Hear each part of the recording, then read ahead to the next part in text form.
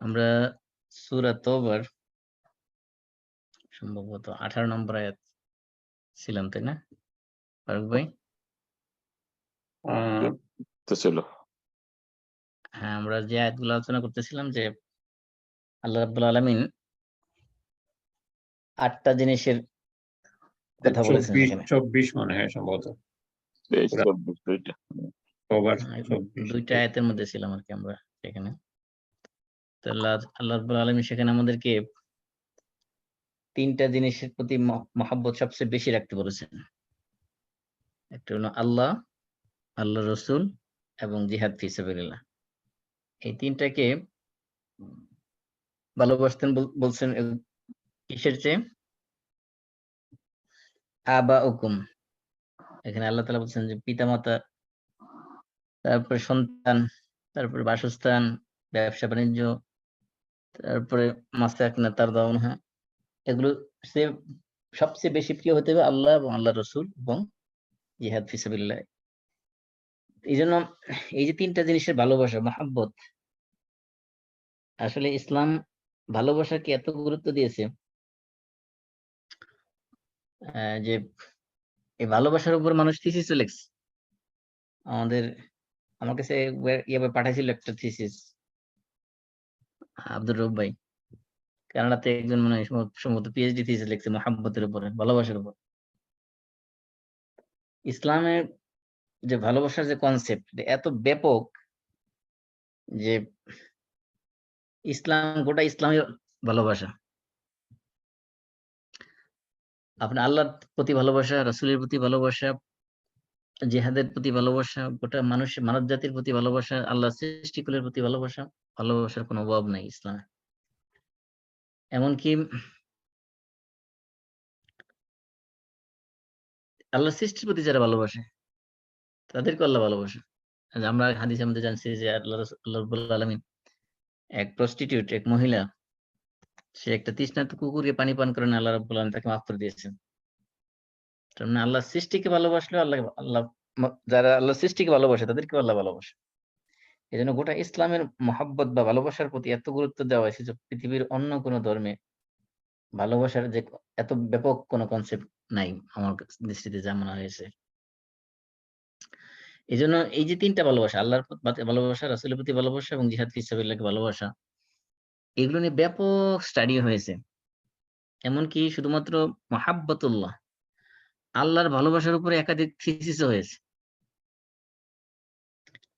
আমি একটা থিসিস আজকে ডাউনলোড করেছি। প্যালেস্টাইন থেকে হয়েছে রিসার্চটা। ওটা অবশ্য আমার এখানে কাছে কম্পিউটার ইমেইল খুলতেছে না, কি ঝামেলার কারণে কি একটা জানি না, সিকিউরিটি প্রবলেম দেখাচ্ছে। যাই হোক, তো আমরা আজকে প্রথম পয়েন্টটা জানার চেষ্টা করবো, সেটা হলো মুহাব্বাতুল্লাহ। আল্লাহর ভালোবাসা যেহেতু আমাদের সবার উপরে থাকতে হবে। আমরা আগে বলেছি একাধিকবার যে আমরা যে ভালোবাসা একটা পিরামিড করি, তো পিরামিডের একবারে পিক পয়েন্টে, একবার টপ পয়েন্টে থাকবে হলো আল্লাহর প্রতি ভালোবাসা। তারপরে হলো সেকেন্ড লেভেল হলো রাসূলের প্রতি ভালোবাসা। তারপরে থার্ড লেভেল দুনিয়ার অন্য সমস্ত ভালোবাসা। মাসুদ ভাই কোন স্ক্রিন শেয়ার করছেন আপনি নাকি? না, আজকে কোনো স্ক্রিন শেয়ার দেইনি। তো যেটা বলতেছিলাম যে প্রথম যে পয়েন্টটা আল্লাহর প্রতি ভালোবাসা, গত সপ্তাহে ফারুক ভাই প্রশ্ন করেছিল যে রাসূলকে যে আমরা সবচেয়ে বেশি ভালোবাসি তার প্রমাণ কিভাবে দেব? এরকম একটা প্রশ্ন করেছিলেন। এজন্য আমি চিন্তা করছি যে আগে যে রাসূল তো নাই, তো হ্যাঁ, রাসূল যেহেতু নাই, রাসূলকে আমরা যে ভালোবাসি তার প্রমাণ কি নাকি? কেমনে মানে প্রমাণ করবো আর কি যে আমরা কিভাবে প্রমাণ করবো যে আমরা সবকিছু হচ্ছে রাসূলকে ভালোবাসি? আমরা এই বিষয়ে আসবো ইনশাআল্লাহ। আমরা চিন্তা করছি যে ৩টা পয়েন্ট, যেহেতু ৩টা পয়েন্টের কমপক্ষে ৩টা আলোচনা আমাদের দরকার। একটা হলো আল্লাহর ভালোবাসা, ২ নম্বরে রাসূলের প্রতি ভালোবাসা, ৩ নম্বরে জিহাদ ফি সাবিলিল্লাহর প্রতি ভালোবাসা। আমরা গত সপ্তাহে কিছু উদাহরণ দিয়েছিলাম যে আল্লাহ রাসূলের সাহাবায়ে কেরাম তারা দ্বীনের জন্য যে স্যাক্রিফাইস করছে, দ্বীনকে যেভাবে সবার উপরে রাখতে, আল্লাহকে, আল্লাহর রাসূলকে প্রাধান্য দিতে যেয়ে তাদের জীবনে যত ধরনের ঝড় তুফান এসেছে, যত ধরনের বিপদ মুসিবত আসে, সবগুলো তারা কিভাবে মোকাবেলা করেছে এর কয়েকটা উদাহরণ আমরা দিয়েছিলাম। আজকে আমাদের আলোচনা পুরোটাই ডেডিকেট করবো আমরা যে আল্লাহর মহব্বতের উপরে ভিত্তি করে, যে আল্লাহর মহব্বত আমরা কিভাবে পেতে পারি, কোন কাজের মাধ্যমে আল্লাহর মহব্বত আমরা লাভ করতে পারি? প্রথমত হলো যে আমাদেরকে 3টা কাজ করতে হবে। 1 নম্বর হলো যে যেই সকল কাজ আল্লাহ রাব্বুল আলামিন পছন্দ করেন, ভালোবাসেন, আল্লাহর সেই ভালোবাসার যে কাজগুলো, যে সকল কাজ আল্লাহ তার বান্দার কাছ থেকে প্রত্যাশা করেন, ভালোবাসেন, সেই কাজগুলো আমাদের অর্জন করতে হবে। আর যে সকল কাজ আল্লাহ তাআলা বান্দার পক্ষ থেকে অপছন্দ করেন, সেই অপছন্দের কাজগুলো আমাদেরকে ডিলিট করতে হবে। তাহলে কিছু ইনস্টল করতে হবে, কিছু ডিলিট করতে হবে। আর কিছু জিনিস আমাদের প্র্যাকটিস করতে হবে। এই 3 ধরনের কাজ নিয়ে আমরা আলোচনা করব। প্রথমত আসি যে আমরা আল্লাহর মহব্বত পেতে হলে প্রথমে আল্লাহ সম্পর্কে জানতে হবে ব্যাপক পরিমাণে। আল্লাহ সম্পর্কে জানার জন্য সবচেয়ে উত্তম মাধ্যম হলো যে আল্লাহর যে সকল নেম এন্ড অ্যাট্রিবিউটস আছে, আল্লাহ যেগুলো আসমাউল্লাহিল হুসনা, আল আসমাউল হুসনা যেগুলো আছে, আল্লাহর গুণবাচক নাম, এগুলোকে স্টাডি করতে হবে। এগুলো যখন স্টাডি করবো আমরা, তখন আল্লাহ রাব্বুল আলামিন, কারণ এই প্রত্যেকটা গুণের মাধ্যমে আল্লাহকে পরিচয় দেওয়া হয়েছে। এই প্রত্যেকটা গুণ সম্পর্কে যখন আমরা জানবো, একটা মানুষের প্রতি ভালোবাসা কখন তৈরি হয়? ভালোবাসা মানুষ সাধারণত কয়েকটা কারণে একজন মানুষ আরেকজন মানুষকে ভালোবাসে। একটা হলো তার ফিজিক্যাল অ্যাপিয়ারেন্স, বাহ্যিক সৌন্দর্যের কারণে বা বিউটির কারণে। তা আল্লাহর সে বিউটি আর কি হতে পারে? আল্লাহু নূরুস সামাওয়াতি ওয়াল আরদ, যে আল্লাহর দিকে মানুষ, জান্নাতীরা অপলক নেত্রে তাকিয়ে থাকবে, সেখানে কত বছর চলে যাবে তার হিসাবে করে পাবে না। এমনকি প্রতি শুক্রবারে আল্লাহ রাব্বুল আলামিন জান্নাতীদের জন্য একটা স্পেশাল সাক্ষাতের ব্যবস্থা করবেন। জান্নাতী যারা থাকবে তাদেরকে আল্লাহ রাব্বুল আলামিন শুক্রবার দিন তাদেরকে সাক্ষাৎ দিবেন। তাহলে এই যে আল্লাহর সম্পর্কে জানার জন্য আল্লাহর যে গুণবাচক নামগুলো আছে সেগুলো নিয়ে আমাদের স্টাডি করতে হবে। এটা হলো প্রথম কাজ। কারণ হলো কারোর সম্পর্কে না জেনে তাকে ভালোবাসা যেরকম যায় না, আবার ভালোবাসা বৃদ্ধি পায় কখন? যখন কারো সম্পর্কে জানা খুব ব্যাপক হয়। একটা মানুষ সম্পর্কে মানুষ দুর্বল হয় কখন? যখন তার সম্পর্কে খুব খুব ব্যাপক জানে, যে এবং তার সমস্ত পজিটিভ দিক যখন মানুষ জানে, তখন মানুষ, একটা মানুষের প্রতি একটা মানুষ যেরকম দুর্বল হয়, আল্লাহ রাব্বুল আলামিন সম্পর্কে নলেজ আমাদের যত বেশি হবে, তত আল্লাহ রাব্বুল আলামিনের প্রতি আমাদের মহব্বত বৃদ্ধি পাবে। এখানে হলো দুই দিক থেকে মহব্বত। একটা হলো আমাদের মহব্বত আল্লাহর প্রতি, আর একটা হলো আল্লাহর মহব্বত আমাদের প্রতি। তাহলে আমাদের 2টা জিনিস করতে হবে। একটা হলো যে কোন কাজ করলে আল্লাহ আমাদেরকে মহব্বত করবে, এটা। আর একটা হলো আমরা আল্লাহকে কিভাবে মহব্বত করবো, এটা। এই জন্য মহব্বত যেতে এটা 2 ওয়ে, একদিক থেকে হবে না, উভয় দিক থেকে হতে হবে। এই জন্য 2 পক্ষ থেকে আমরা প্রথমত আমরা আল্লাহকে ভালোবাসবো কিভাবে। 2 নম্বর হলো যে আল্লাহ কি কাজের মাধ্যমে আমাদেরকে ভালোবাসবেন। প্রথমত হলো আমরা যদি আল্লাহ সম্পর্কে জ্ঞান অর্জন করি, তাহলে আল্লাহ সম্পর্কে মহব্বত আমাদের বৃদ্ধি পাবে। আল্লাহ সম্পর্কে জ্ঞান অর্জনের মাধ্যম হলো আল্লাহর যে সকল গুণবাচক নাম আছে এগুলো ডিটেইলস স্টাডি করা। এবং আরবিতে একটা বই লেখা হয়েছে লিআন্নাকাল্লাহ, এটা বাংলা ভাষায় অনুবাদ হয়েছে, কি নাম যেন দিয়েছে আমি ভুলে গেছি এই মুহূর্তে। ওই বইটা আপনারা পড়তে পারেন, মনে ওটা বললে আপনাদের আল্লাহর প্রতি মহব্বত অনেকটা বৃদ্ধি পাবে। লিআন্নাকাল্লাহ, এই বইয়ের বাংলা অনুবাদ আমি যদি পাই আমি আপনাদের সাথে শেয়ার করে দেব পিডিএফ ফাইল সহকারে। এটা বাংলা ভাষায় অনুবাদ হয়েছে অলরেডি, ইংলিশেও হয়েছে মনে হয়। এই আল্লাহ রাসূল হাদিসের মধ্যে বলছেন, যে তিরমিজি হাদিসে আসছে, যে আবু হুরায়রা থেকে বর্ণিত, যে ইন্না লিল্লাহি তিসআতা ওয়া তিসঈনা ইসমান মিআতুন ইল্লা ওয়াহিদা। আল্লাহ রাসূল বলছেন যে আল্লাহ তাআলার 100-র চেয়ে এক কম, অর্থাৎ 99টা নাম আছে। মান আহসাহা দাখালাল জান্নাহ, যে ব্যক্তি এগুলোকে ইহসা করবে সে জান্নাতে প্রবেশ করবে। এন্ড ইহসা মানে কি? আমাদের দেশে মানুষ মনে করে যে এই আল্লাহর 99 নাম মুখস্থ করলে জান্নাতে চলে যাবে। এখানে ইহসা মানে শুধু মুখস্থ করা নয়, ইহসা এর 4টার অর্থ করা হয়েছে। ইহসা মানে হলো এই আল্লাহর 99টা নাম, এগুলো 1 নম্বরে মুখস্থ করা, 2 নম্বরে এগুলোর অর্থ জানা, 3 নম্বরে এই নাম অনুযায়ী আমল করা। নাম অনুযায়ী আমল করা মানে আবার কি? 4 নম্বর হলো এই নামগুলো দিয়ে আল্লাহর কাছে দোয়া করা। তো নাম অনুযায়ী আমল করা মানে হলো, যেমন মনে করেন আল্লাহ একটা নাম হলো আল্লাহ হলো আহাদ, আহাদ মানে তিনি একক, তার মানে এই নামের জন্য আমল করতে হলে আল্লাহর সাথে শিরক করা যাবে না। আল্লাহর নাম হলো, আল্লাহ হলো রাজ্জাক, আল্লাহ হলো রিজিক দাতা, সুতরাং রিজিক চাইতে হবে আল্লাহর কাছে, এরকম আর কি। আল্লাহ হলো গাফফার, আল্লাহ হলো গফুর, তিনি ক্ষমাশীল, ক্ষমা চাইতে হবে আল্লাহর কাছে, এরকম। এগুলো এই নাম অনুযায়ী কি করা, আমল করা। যেমন মনে করেন আপনার যখন যেই প্রয়োজন হবে, সেই প্রয়োজনের সাথে সম্পৃক্ত আল্লাহর যে নাম আছে, যখন আপনি দোয়া করবেন তখন আল্লাহর সেই নাম ধরে ডাকা। আল্লাহ রাব্বুল আলামিন বলেছেন, কুলিদুল্লাহ আউযুর রহমান আইয়াম্মা তাদউ ফালাহুল আসমাউল হুসনা। তোমরা আল্লাহর নামে ডাকো অথবা রহমান নামে ডাকো, যে নামে ডাকো না কেন আল্লাহর কি রয়েছে, সুন্দর সুন্দর নাম রয়েছে। মনে করেন যে আপনার যখন রিজিক দরকার, তখন আল্লাহকে ডাক দিবেন ইয়া রাজ্জাক বলে।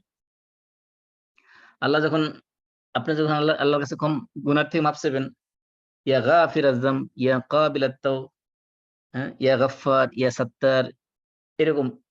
আপনি যখন কারো বিরুদ্ধে প্রতিশোধ নেওয়ার জন্য আল্লাহর কাছে দোয়া করবেন, কোন জালেমের বিরুদ্ধে, ইয়া কাহ্হার, ইয়া জব্বার, ইয়া মুতাকাব্বির, ইয়া, এরকম আল্লাহর যে নামগুলো আছে, ওই নামগুলোর যে অর্থ আছে, সে অর্থ অনুযায়ী সে নামগুলো দিয়ে আমল করতে হবে, প্র্যাকটিস করতে হবে। তাহলে আমরা আল্লাহর 99 নাম ইহসা করা মানে হলো 4টা জিনিস: নামগুলো মুখস্থ করা, নামগুলো অর্থ জানা, এবং নামগুলোর অনুযায়ী আমল করা, এবং এই নামগুলো দিয়ে আল্লাহকে ডাকা।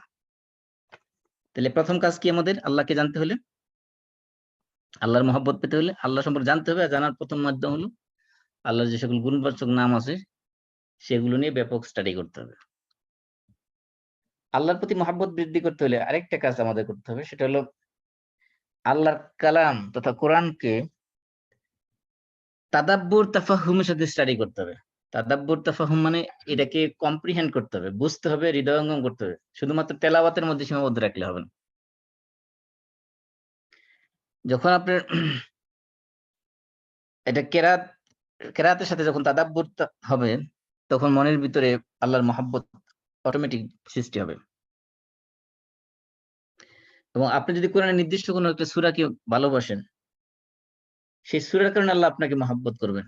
যেমন আল্লাহ রাসূল হাদিসের মধ্যে আসছে, যে বুখারী হাদিস, আয়েশা রাদিয়াল্লাহু আনহা বলতেছেন যে রাসূলুল্লাহ সাল্লাল্লাহু আলাইহি ওয়াসাল্লাম একবার এক সারিয়াতে, একবার যুদ্ধের মধ্যে কিছু সাহাবীদেরকে পাঠালেন। তবে ওই যুদ্ধের যে সাহাবী নেতৃত্ব দিচ্ছিলেন, তিনি বাকিদেরকে নিয়ে এসে যখন নামাজ পড়তেন, সমস্ত নামাজ শেষ করতেন হলো সূরা ইখলাস দিয়ে। নামাজের কেরাত পড়তেন সূরা ইখলাস দিয়ে শেষ করতেন সব সময়। তখন সাহাবায়ে কেরাম যুদ্ধ থেকে আসার পরে রাসূলের কাছে ওই সাহাবী সম্পর্কে অভিযোগ করছে যে উনি প্রত্যেক নামাজে সূরা ইখলাস পড়ে। তখন তাকে জিজ্ঞাসা করলো যে তুমি কেন এটা করো? তখন তিনি জবাব বললেন যে লিআন্না সিফাতুর রহমান ওয়া আনা উহিব্বু আন আকরাহা। যেহেতু আল্লাহ রাব্বুল আলামিনের গুণ এখানে বর্ণনা করা হয়েছে, অ্যাট্রিবিউটস গুলো, সিফাত গুলো এখানে বর্ণনা করা হয়েছে। কুল হুয়াল্লাহু আহাদ, আল্লাহ বলা হচ্ছে আহাদ, আল্লাহ হলো সামাদ, লাম ইয়ালিদ ওয়া লাম ইউলাদ ওয়া লাম ইয়াকুন লাহু কুফুয়ান আহাদ। এগুলো সবগুলো আল্লাহর গুণ। এজন্য আমি এই সূরাকে ভালোবাসি, এজন্য আমি এটা সবসময় প্রত্যেক নামাজের মধ্যে পড়ি। তখন আল্লাহ রাসূল বললেন, আখবিরুহু ইন্নাল্লাহা ইউহিব্বুহু। আল্লাহ রাব্বুল আলামিনের পক্ষ থেকে আল্লাহ রাসূলকে জানাই দিয়েছেন যে হে রাসূল, আপনি তাকে জানিয়ে দিন যে আল্লাহ রাব্বুল আলামিন এই ইখলাসকে, সূরা ইখলাসকে মহব্বত করেন, আল্লাহ তাকে মহব্বত করেন। সুবহানাল্লাহ। এজন্য কোরআনের প্রতি যদি মহব্বত থাকে, ভালোবাসা থাকে, তা আল্লাহ ভালোবাসবেন ওই বান্দাকে। যে এই সাহাবী শুধুমাত্র সূরা ইখলাসের মহব্বতের কারণে আল্লাহ রাসূল মাধ্যমে সাহাবীকে সুসংবাদ দেওয়া হয়েছে যে আল্লাহ রাব্বুল আলামিন স্বয়ং কি করেন, তাকে ভালোবাসেন। এইজন্য কোরআন স্টাডি করতে হবে, গভীরভাবে এটা হৃদয়ঙ্গম করতে হবে। কেরাত পড়তে হবে। কেরাতের পাশাপাশি সাহাবায়ে কেরাম কি করতেন? কোরআনের সাথে তাদের আচরণ ছিল 2 ধরনের, অথবা বলতে পারেন 3 ধরনের। একটা হলো যে তাদের তেলাওয়াত ছিল, দৈনিক তেলাওয়াত ছিল, এবং তাদের স্টাডি ছিল, এবং তাদের প্র্যাকটিস ছিল কোরআন অনুযায়ী। 3টা কাজ তারা করতেন কোরআন নিয়ে। একটা তো তেলাওয়াত তো থাকবেই, তেলাওয়াতের পাশাপাশি তারা আন্ডারস্ট্যান্ডিং এর জন্য আলাদা সময় ব্যয় করতেন। যেমন হাদিসের মধ্যে আসছে, মুয়াত্তা ইমাম মালিকের মধ্যে আসছে যে ইবনে ওমর রাদিয়াল্লাহু তাআলা, আব্দুল্লাহ ইবনে ওমর রাদিয়াল্লাহু তাআলা, তিনি 8 বছর সময় নিয়ে সূরা বাকারা স্টাডি করেছেন। 8 বছর। এবং কোন রাওয়ায়াতে আছে ওমর রাদিয়াল্লাহু 10 বছর সময় নিয়ে সূরা বাকারা স্টাডি করেছেন। তাহলে তাদের জন্য স্টাডির জন্য একটা আলাদা অংশ ছিল। আবার তেলাওয়াতের জন্য কি ছিল? আলাদা একটা তাদের নির্দিষ্ট একটা দৈনন্দিন একটা তেলাওয়াতের একটা অংশ ছিল। এই যে যেমন আমরা কোরআনকে বিভিন্নভাবে ভাগ করেছি। ৩০ পারা মানে কি? আপনি যদি ৩০ দিনে শেষ করতে চান ৩০ এক পারা করে পড়বেন। তারপরে যে কোরআনের হিজব আছে, যদি আপনি এই হিজব অনুযায়ী পড়েন তাহলে এক ধরনের এই যে তারপরে মনে করেন এই পৃষ্ঠাকে আবার এই যে বিভিন্ন রুব আকারে ভাগ করা হয়েছে, বিভিন্নভাবে যে ভাগগুলো করা হয়েছে ওই ভাগগুলোর মূলত যেমন ৭টা হিজবে ভাগ করা হয়েছে ৭ দিনে যদি আপনি পড়তে চান। এরকম আপনি দৈনন্দিন কোরআনের সাথে একটা সম্পর্ক রাখবেন। কমপক্ষে ১ পৃষ্ঠা না হলেও আধা পৃষ্ঠা হলেও কমপক্ষে তেলাওয়াত করেন। আধা পৃষ্ঠা না হলেও কমপক্ষে ১ আয়াত হইলেও আপনার দৈনিক তেলাওয়াত রাখবেন। আল্লাহর সাথে মহব্বত সৃষ্টি করতে হলে কেরাত থাকতে হবে ১ নম্বর, ২ নম্বরে তাদাব্বুর থাকতে হবে। অর্থাৎ গভীর অধ্যয়ন থাকতে হবে কোরআনের সাথে। কারণ আল্লাহ রাব্বুল আলামিন কোরআন নাযিলই করেছেন তাদাব্বুরের জন্য। আল্লাহ সূরা সাদে বলেছেন যে কিতাবুন আনজালনাহু ইলাইকা মুবারাকুন লিয়াদাব্বারু আয়াতিহি ওয়া লিয়াতাযাক্কারা উলুল আলবাব। কিতাবুন এটা হলো একটা কিতাব। কোরআনকে আল্লাহ বলছেন কিতাব। আনজালনাহু এই কিতাবকে আমি নাযিল করেছি কি কারণে? আনজালনাহু ইলাইকা হে রাসূল আপনার কাছে এই কোরআন নাযিল করেছি মুবারাকুন বরকতময় কিতাব। বরকতময় শুধু তাবিজ কবজ ঝাড়ফুঁক দিয়ে বরকত নেওয়ার জন্য না। কি বরকতময় কি জন্য? লিয়াদাব্বারু আয়াতিহি যাতে করে কোরআনের আয়াতকে তারা স্টাডি করে। মানে তাদাব্বুর করে মানে গভীরভাবে হৃদয়ঙ্গম করে। ওয়া লিয়াতাযাক্কারা উলুল আলবাব এবং জ্ঞানী লোকজন যাতে এখান থেকে শিক্ষা গ্রহণ করে। তো কোরআন নাযিলের একটা উদ্দেশ্য হলো লিয়াদাব্বারু আয়াতিহি। তাদাব্বুর করা। তাদাব্বুর মানে একেবারে ডিপ আন্ডারস্ট্যান্ডিং করা, গভীরভাবে অনুধাবন করা, কম্প্রিহেন্ড করা। এমন আল্লাহ তাআলা সূরা নিসা আয়াত বলছেন আফালা ইয়াতাদাব্বারুনাল কোরআন। তারা কি কোরআন নিয়ে তাদাব্বুর করে না, চিন্তা ফিকির করে না, গবেষণা করে না? ওয়ালাউ কানা মিন ইনদি গায়রিল্লাহি লাওয়াজাদু ফীহি ইখতিলাফান কাসীরা। যদি আল্লাহ ছাড়া অন্য করে আসতে তাহলে এর মধ্যে বিভিন্ন ধরনের বৈপরীত্য দেখতে পাইতো। এবং সূরা মুহাম্মদের আল্লাহ রাব্বুল আলামিন বলছেন আফালা ইয়াতাদাব্বারুনাল কোরআন আম আলা কুলুবিন আকফালহা। তারা কি কোরআন নিয়ে তাদাব্বুর করে না, নাকি তাদের অন্তরসমূহের মধ্যে তালা মেরে দেওয়া হয়েছে?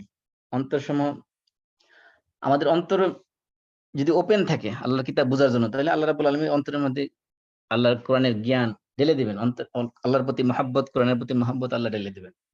আর কোরআন যদি বোঝার জন্য অন্তরকে যদি আমরা উন্মুক্ত না করি, খুলে না দিই, তালা মেরে রাখি, তাহলে আল্লাহর প্রতি মহব্বতই জন্মেবে কিভাবে? কোরআন আন্ডারস্ট্যান্ডিং বা বুঝবো কিভাবে, হবে কিভাবে? এই জন্য উন্মুক্ত মন নিয়ে একেবারে গভীর ধ্যানের সাথে কোরআনকে স্টাডি করতে হবে। একটা নির্দিষ্ট একটা সময় আপনি সেটা আধা ঘন্টা হোক, 10 মিনিট হোক, 1 ঘন্টা হোক, আপনি প্রতিদিন এক নির্দিষ্ট সময় নির্ধারণ করে নেন যে এই সময়টা আমি কোরআন নিয়ে একটা সময় নির্ধারণ করে আমি তেলাওয়াত করব, আরেকটা সময় নির্ধারণ করে যে আমি এই সময়টা শুধু, অথবা তেলাওয়াত করার পরই ইমিডিয়েটলি আপনার রিসাইটেশন আপনি যেটা করতে পারেন যে একটা নির্দিষ্ট সময় পর্যন্ত 5 মিনিট 10 মিনিট একটা আয়াত বা 2টা আয়াত নিয়ে আপনি স্টাডি করেন, ডিপলি স্টাডি করেন, চিন্তা ফিকির করেন।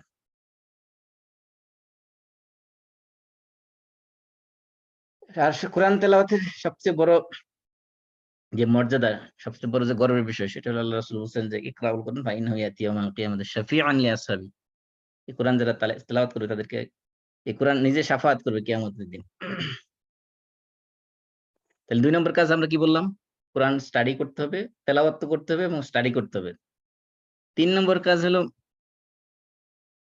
কিয়ামুল লাইল। আল্লাহকে যদি মহব্বত করি আমরা, এই মহব্বতের বহিঃপ্রকাশ আমাদের দেখাইতে হবে। আপনি যদি কাউকে ভালোবাসেন আর সে আপনাকে 5 বার অ্যাপয়েন্টমেন্ট দিল দিনে, আপনি একবারও ডাকে সাড়া দিলেন না, তাহলে তো বুঝবে যে সে আপনাকে আসলে তাকে ভালোবাসেন না। তো আল্লাহকে যে আমরা ভালোবাসি, এই ভালোবাসার বহিঃপ্রকাশ স্বরূপ একেবারে আল্লাহ রাব্বুল আলামিন যখন নিজে চলে আসে আমাদের কাছে, কখন? রাতের শেষ 1/3 দুনিয়ার নিকটবর্তী আসমানে আল্লাহ নেমে আসেন। মনে হচ্ছে যেন আল্লাহর সাথে আমাদের অ্যাপয়েন্টমেন্ট। আল্লাহ আমাদের কাছে চলে আসছেন আমাদের কথা শোনার জন্য। আইসা কি করতেছেন? ডাকতেছেন, আসো কি কেউ? হাল মিন সাইলিন ফাউতিয়া। কেউ কি আছে যে আমার কাছে চাইবে আমি তাকে দিব? হাল মিন মুস্তাগফিরিন ফাগফির লাহ। এমন কি কেউ আছে যে আমার কাছে ক্ষমা চাইবেন তাকে ক্ষমা করে দিব? আল্লাহ রাব্বুল আলামিন আমরা শুধু মনে করি এটা শুধুমাত্র মনে হয় লাইলাতুল কদরে হয়ে থাকে। না, এটা প্রত্যেক দিনই রাতের শেষ 1/3 এটা হয়ে থাকে। এজন্য আল্লাহ রাসূল সাল্লাল্লাহু আলাইহি সাল্লাম রাতে এত দীর্ঘ সময় পরিমাণ দাঁড়িয়ে দাঁড়িয়ে নামাজ পড়তেন যে হাদিসে আসছে, মুসলিম হাদিসে মুগীরা ইবনে শুআবা থেকে, যে ইনতাফাখাত কাদামাহু, রাসূলের দুই পা ফুলে যেত দাঁড়ায় থাকতে থাকতে। তখন সাহাবায়ে কেরাম বললেন, ইয়া রাসূলুল্লাহ, আপনার তো হলো গুফিরা লাকা মা তাকাদ্দামা মিন যামবিকা ওয়া মা তাআখার, আপনার পূর্বপর সমস্ত গুনাহ মাফ করে দেওয়া হয়েছে, তারপরে আপনি এত কষ্ট করে এত রাত দাঁড়িয়ে কেন নামাজ পড়েন? তখন আল্লাহ রাসূল জবাবে বলছেন, আফালা আকুনু আবদান শাকুরা, আমি কি আমার আল্লাহর কৃতজ্ঞ বান্দা হব না? এই জন্য কৃতজ্ঞতার জন্য আল্লাহ রাসূল সারা রাতের আল্লাহ রাসূল আল্লাহ তাআলা কোরআনে বলছেন, ইন্না রাব্বাকা ইয়ালামু আন্নাকা তাকুম আদনা মিন সুলুসাইল লাইল, রাতের সুলুসাইল লাইল মানে তিন ভাগের 2 ভাগের একটু কম। আও নিসফাহু, কখনো কখনো পুরা রাতের অর্ধেক। আও সুলুসাহু, অথবা কোনো সময় পুরা রাতের 1/3 আল্লাহ রাসূল দাঁড়িয়ে দাঁড়িয়ে নামাজ পড়ার মধ্যে কাটিয়ে দিতেন। আর আল্লাহ তাআলার প্রিয় বান্দা যারা, তাদের বৈশিষ্ট্যের মধ্যে আল্লাহ তাআলা কয়েকটা কথা বলেছেন। 1 নম্বর হলো সূরা সাজদার 16 নম্বর আয়াত এবং সূরা জারিয়াতের 17 এবং 18 নম্বর আয়াত। আল্লাহ বলছেন কি, তাতাজাফা জুনুবুহুম আনিল মাদাজি', তাদের পিঠ বিছানা থেকে কি করে দূরে রাখে। কি করে তারা বিছানা থেকে পিঠ দূরে রেখে, অর্থাৎ জাগ্রত থাকে রাত্রেবেলায়। কি করে? ইয়াদউনা রাব্বাহুম, তাদের রবকে ডাকতে থাকে, খাউফাম ওয়া তামআ, ভয়ের সাথে এবং আশার সাথে। মিম্মা রাযাকনাহুম ইউনফিকুন, এবং আমি যারা রিজিক দিয়েছি তার থেকে তারা আল্লাহর রাস্তায় ব্যয় করে। এটা হলো একটা বৈশিষ্ট্য। তো তারা রাতের বেলায় বিছানা থেকে কি করে পার্শ্বদেশকে আলাদা করে রাখে, মানে কি রাত্র জাগ্রত থেকে কিয়ামুল লাইল করে আল্লাহকে ভয় এবং আশার সাথে আল্লাহকে ডাকে। এবং সূরা জারিয়াতে বলা হয়েছে, কানু কলিলাম মিনাল লাইলি মা ইয়াহজাউন ওয়া বিল আসহারি হুম ইস্তাগফিরুন, যে রাতে তারা অল্প সময়, কলিলাম মিনাল লাইল, রাতের কিছু অংশ তারা কি করে, মা ইয়াহজাউন, এখানে দুইটা অর্থ, হুজু শব্দের দুই অর্থ। একটা হলো কালিলাম মিনাল লাইলি মা ইয়াহজাউন, এখানে দুই অর্থ। একটা হলো যে রাতের কিছু অংশ তারা ইবাদত করে কাটায়, কারণ হুজু এই শব্দটা এটাকে বলা হয় আলফাজুল আবদাদ। এটা একটা শব্দই পরস্পর বিপরীত অর্থ দেয়। যেমন আরবি ভাষায় কিছু শব্দ আছে যেটা বৈশিষ্ট্য হলো যেটা বিপরীত অর্থ দেয়। যেমন বাই মানে বেচা, আবার বাই মানে কেনাও। আবার কেনার জন্য যদিও আলাদা শব্দ আছে সেরা, কিন্তু বাই বলতে বাই বেচাও বোঝায়, বাই বলতে আবার কেনাও বোঝায়। এই জন্য বাই যদি কিতাবুল বুয়ু যেখানে আছে, মানে বেচা কেনার চ্যাপ্টার বলা হয়, যেন এরকম কিছু শব্দ আছে আরবি ভাষায়, একই শব্দ দুইটা অর্থ দেয়। এরকম হুজুম এক অর্থ হলো তারা রাতের কিছু অংশ ঘুমায়, আরেক অর্থ হলো রাতের কিছু অংশ ঘুম তারা কাটায়। এই দুটি অর্থ হতে পারে। যদি বলি আমরা রাতের কিছু অংশ ঘুমায়, মানে কি রাতের অধিকাংশ সময় তারা জাগ্রত থাকে। আর যদি বলি রাতের কিছু অংশ তারা ঘুমায় না, তার মানে রাতের কিছু অংশ তারা যদি বলি ঘুমায়, তাহলে অধিকাংশ রাত জাগ্রত থাকে। আর যদি বলি আর তার অপোজিট কি, তার উল্টা যদি বলি যে রাতের কিছু অংশ যদি ঘুমায়, তাহলে পুরা রাত বাকি পুরাটা অংশ রাত্রে কি থাকে, জাগ্রত থাকে। আর যদি কিছু অংশ ঘুমায় না, তার মানে কি বাকি রাত্রেই ঘুমায়। এই জন্য দুইটা অর্থ হইতে পারে। তার মানে বোঝানো হচ্ছে যে যারা আল্লাহর প্রিয় বান্দা, যারা মুত্তাকি, যারা মুহসিন, তাদের বৈশিষ্ট্য হলো যে তারা রাতের একটা অংশ আল্লাহর জন্য কাটায়, কিয়ামুল লাইল করে, এবং কি করে বিল আসহারি হুম ইয়াস্তাগফিরুন। আসহার হলো সাহুরের সময়, যেটা আমরা বড়তে সাহুর খাই না, যদিও বাংলাদেশে আমরা সেহরি বলি। এই আসহার হলো সাহুর, আমরা যে সাহুর খাই ভোর রাতে, ওই সময়টাকে ওয়াক্তুস সাহার বলে। ওয়াক্তুস সাহার আল্লাহ বলছে ওবিল আসহার, মানে ওই শেষ রাতে, আমরা যেটা বলি যে রাতের শেষ 1/3 তারা কি করে, ইমানদার মুত্তাকিরা মুহসিনরা ইস্তাগফিরুন, আল্লাহর কাছে ক্ষমা প্রার্থনা করে। কারণ ওই সময় আল্লাহ রাব্বুল আলামিন ক্ষমা করে দেওয়ার জন্য দুনিয়া নিকটবর্তী আসমানে নেমে আসে। এবং কি আল্লাহ রাসূল বলছেন যে ইন্না ফিল লাইলি লাসাআতান, যে রাতের মধ্যে এমন একটা সময় আছে, লা ইউয়াফিকুহা রাজুলুন মুসলিমুন ইয়াসআলুল্লাহা খায়রান মিন আমরিদ দুনিয়া ওয়াল আখিরা ইল্লা আ'তাহু ইয়াহু ওয়া যালিকা কুল্লা লাইলা। যে রাতের মধ্যে এমন একটা সময় আছে যখন কোনো মুসলিম ওই সময়ে দুনিয়া এবং আখিরাতের কল্যাণকর কোনো কিছু চায় আল্লাহর কাছে, আল্লাহ রাব্বুল আলামিন তাকে দিয়ে দেন। এবং এই সময়টা প্রত্যেক রাতেই আছে। এজন্য কেউ যদি রাতে উঠে নামাজ পড়ে বা ইবাদত করে, কিয়ামুল লাইল করে, ওই সময়টা নির্দিষ্ট সময়টা, যেই সময়টাতে আল্লাহ তাআলা যে বান্দা যা চাবে দুনিয়া এবং আখিরাতে কল্যাণ করে তাই দিয়ে দিবেন। যদি ওই সময়টা তার ওই সময়ের মধ্যে ওই দোয়াটা যদি তার ওই সময়ের ভিতরে পড়ে যায়, তাহলে সে যা চাইবে আল্লাহর কাছে তাই পেয়ে যাবে। এমনকি এই কিয়ামুল লাইলের কারণে আল্লাহ রাব্বুল আলামিন জাহান্নাম থেকে মুক্তি দিবেন। বুখারী হাদিসে আসছে ইবনে ওমর থেকে যে আল্লাহ রাসূল সাল্লাল্লাহু আলাইহি ওয়াসাল্লাম যখন জীবিত ছিলেন তখন সাহাবায়ে কেরাম রাত্রে স্বপ্ন দেখলে সেগুলো রাসূলের কাছে এসে শেয়ার করতেন।